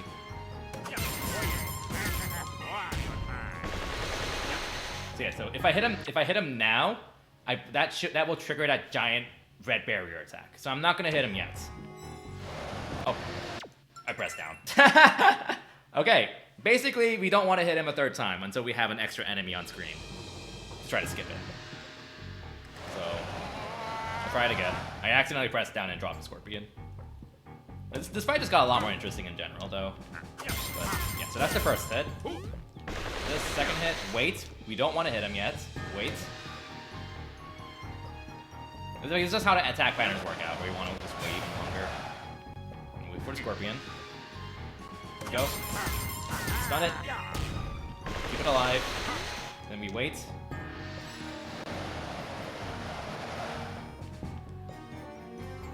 So yeah, the next hit will trigger the red barrier attack. So now we have that Bandit Arrow stun. Red barrier, but if we hit him quickly enough, that skips it, just like that. So yeah, that hit right there, the endgame timer is at 144 with that hit right there. Because that's where the strats converge. So the endgame timer was at a 140, which is a countdown timer, by the way, and is at a 144 with that hit there. And I'll show you how much time that saves compared to the older strats. Yeah, you're sort of damage stacking to try to skip phases, yeah, basically. Skip really long attacks. This is what we did previously. But of course you can't like do it all at once, like what was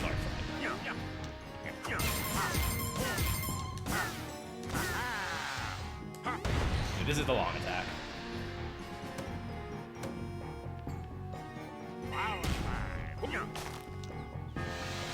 I'm glad just a skip, because keeping these two scorpions alive is pretty hard, honestly. And we go for the snipe. That hit right there, 135. That's where the routes converge. So we had a 140. So with the faster strat, we landed that hit at the 144 in game timer, whereas the older strat we got that hit with around a 135. So that's around an 8 to 9 second time save with that strat, with the new strat, which is honestly really massive. And thanks for the sub, Dark Zero. Hype to you too, and Magoo to you too. Yeah, I'll just showcase the actual fight fully. Good PB. I mean, my PB is a 103.71. I haven't really like IL grinded this because an IL would be a little bit different. Just because like with an IL you would do like more earthquakes and entire freezes when you do that, but it's slower in RTA, etc. I've been like practicing this primarily for full game run, so I'm taking some strats.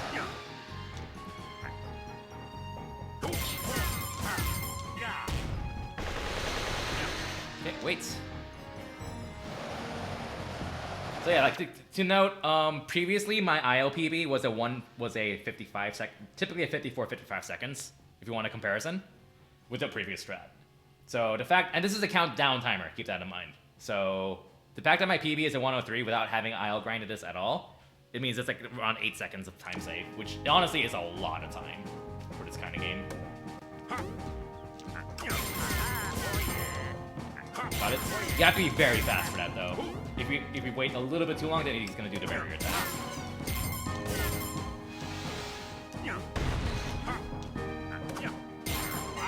Snipe. That sniper just looks so cool to do. It's very satisfying.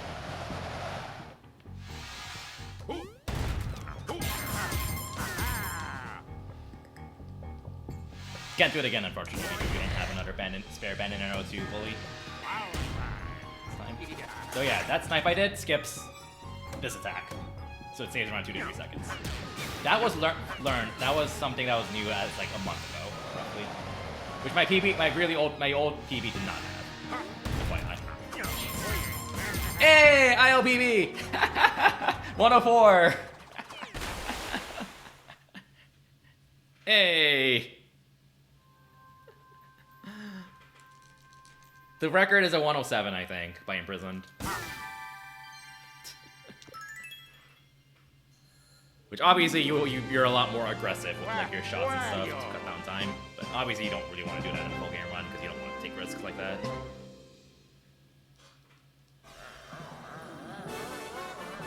New record!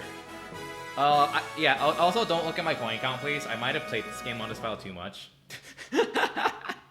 This is totally not my really, really thick practice file where I just do everything on all my practice on this file. If you want a comparison's sake, the number of coins you need to beat the game is 500, 1,000.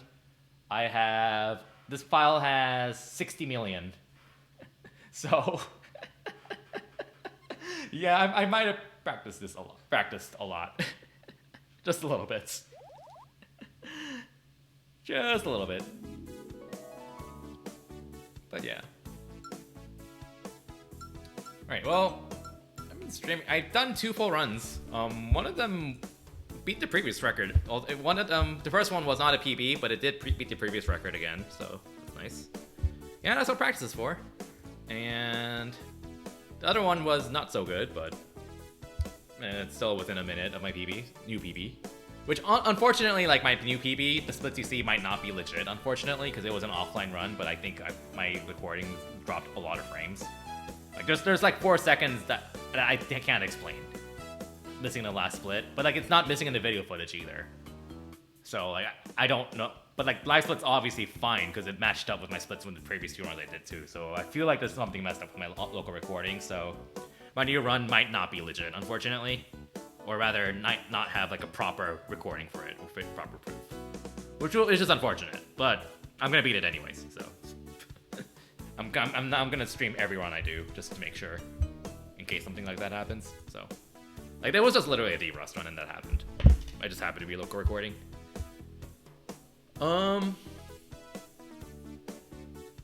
Yeah, that's gonna be it, so. If I feel like it, I might stream Fire Emblem Reign of Dawn, but I should eat something first. So I'm gonna go ahead and eat something first. Because eating is slightly important. And I am hungry too. So thanks for watching. Hope you all have a great evening. I'll host. Yeah, I can host him then. And yeah, have a good night.